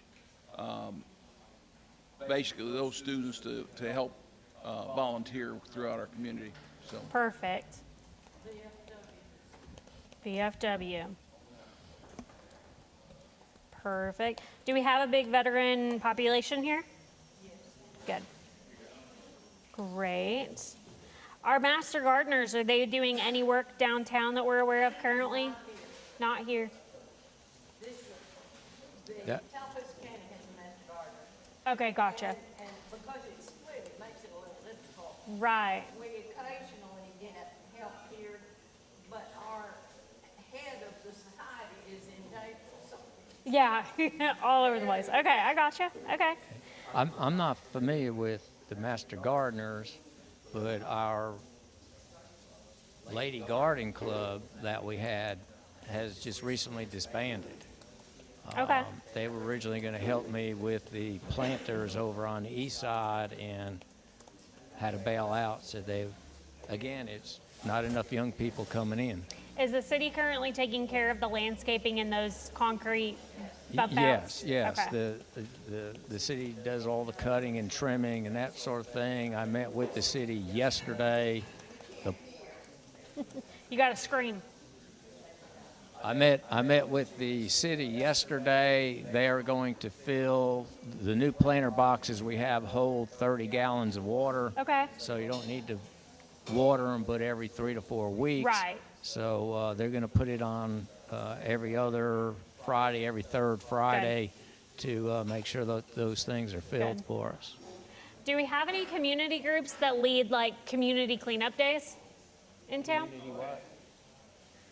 Did I hear? A community cleanup day. Do you have any groups that lead anything like that? The garbage company? Okay, so no volunteer organizations is what I'm hearing. Okay. Well, all right. every once in a while, the environmental club at Okay. the high At school the will do high school? something.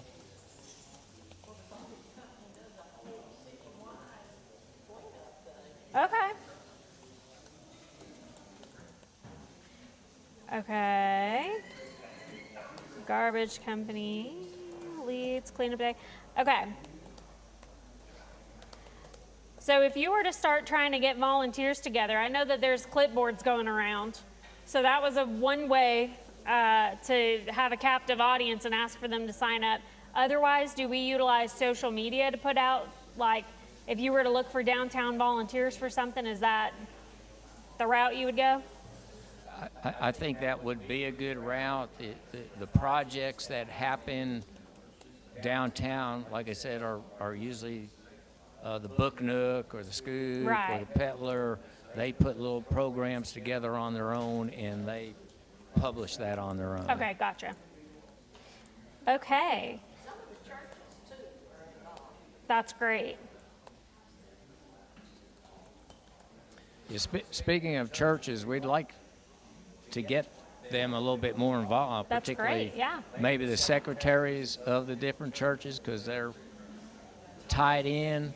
I have been told before that one of the possible issues that we have trying to get a Main Street or any other kind of group going is that we have many churches in town that all have their own programs, and those people are busy with those programs and trying to find volunteers for something outside of their church functions. Yeah.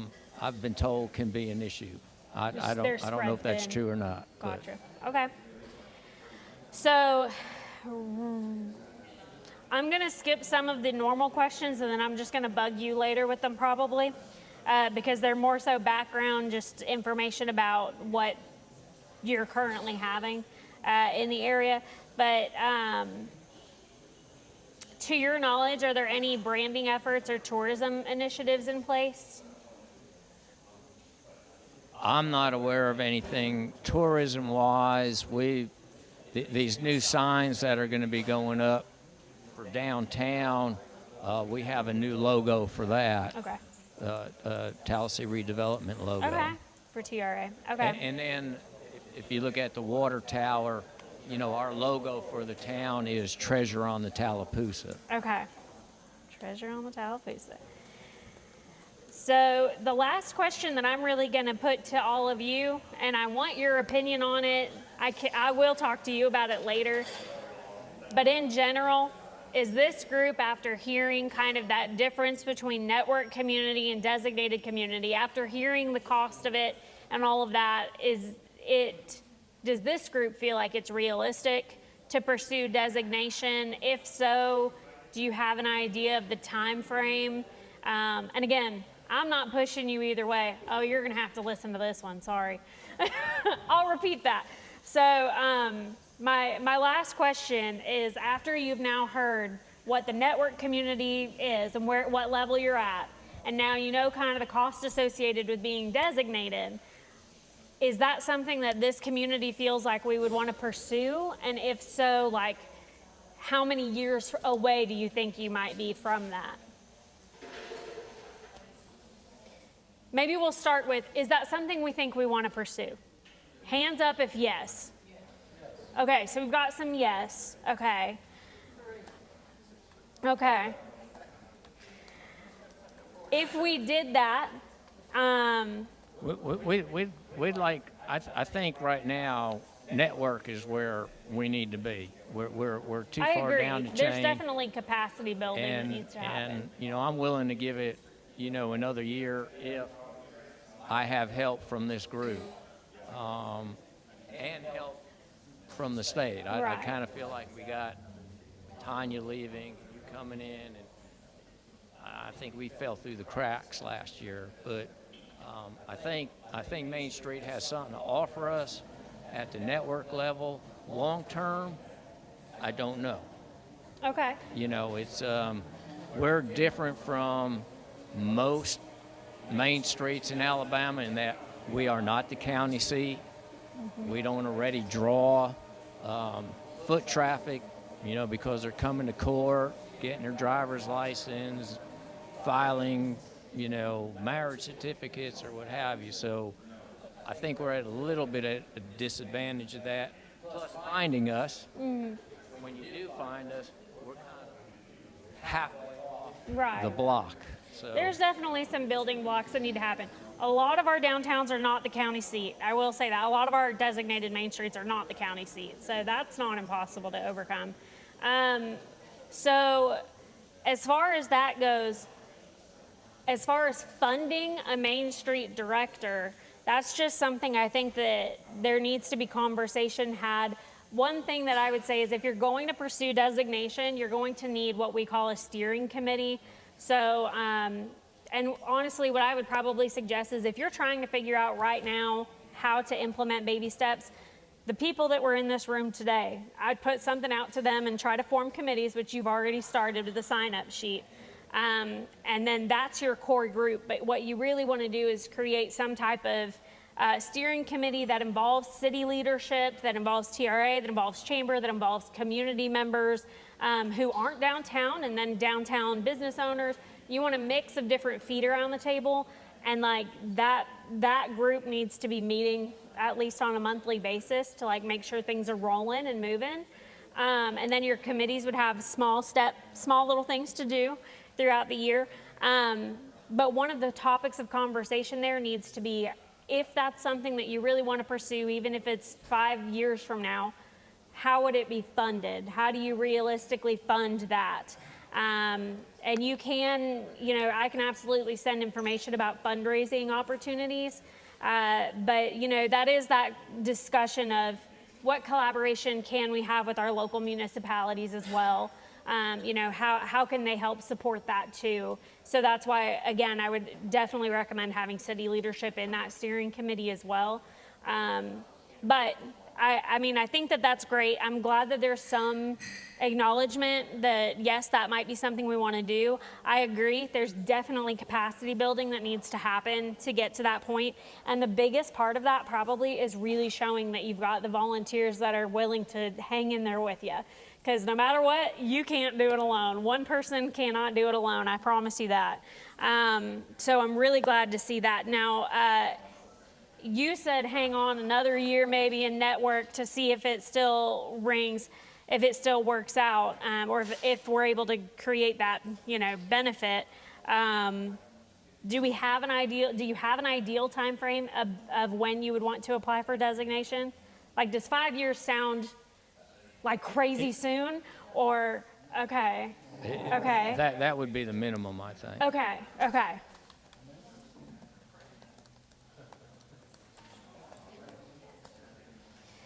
And the biggest hang-ups for that to apply to be full-blown designated.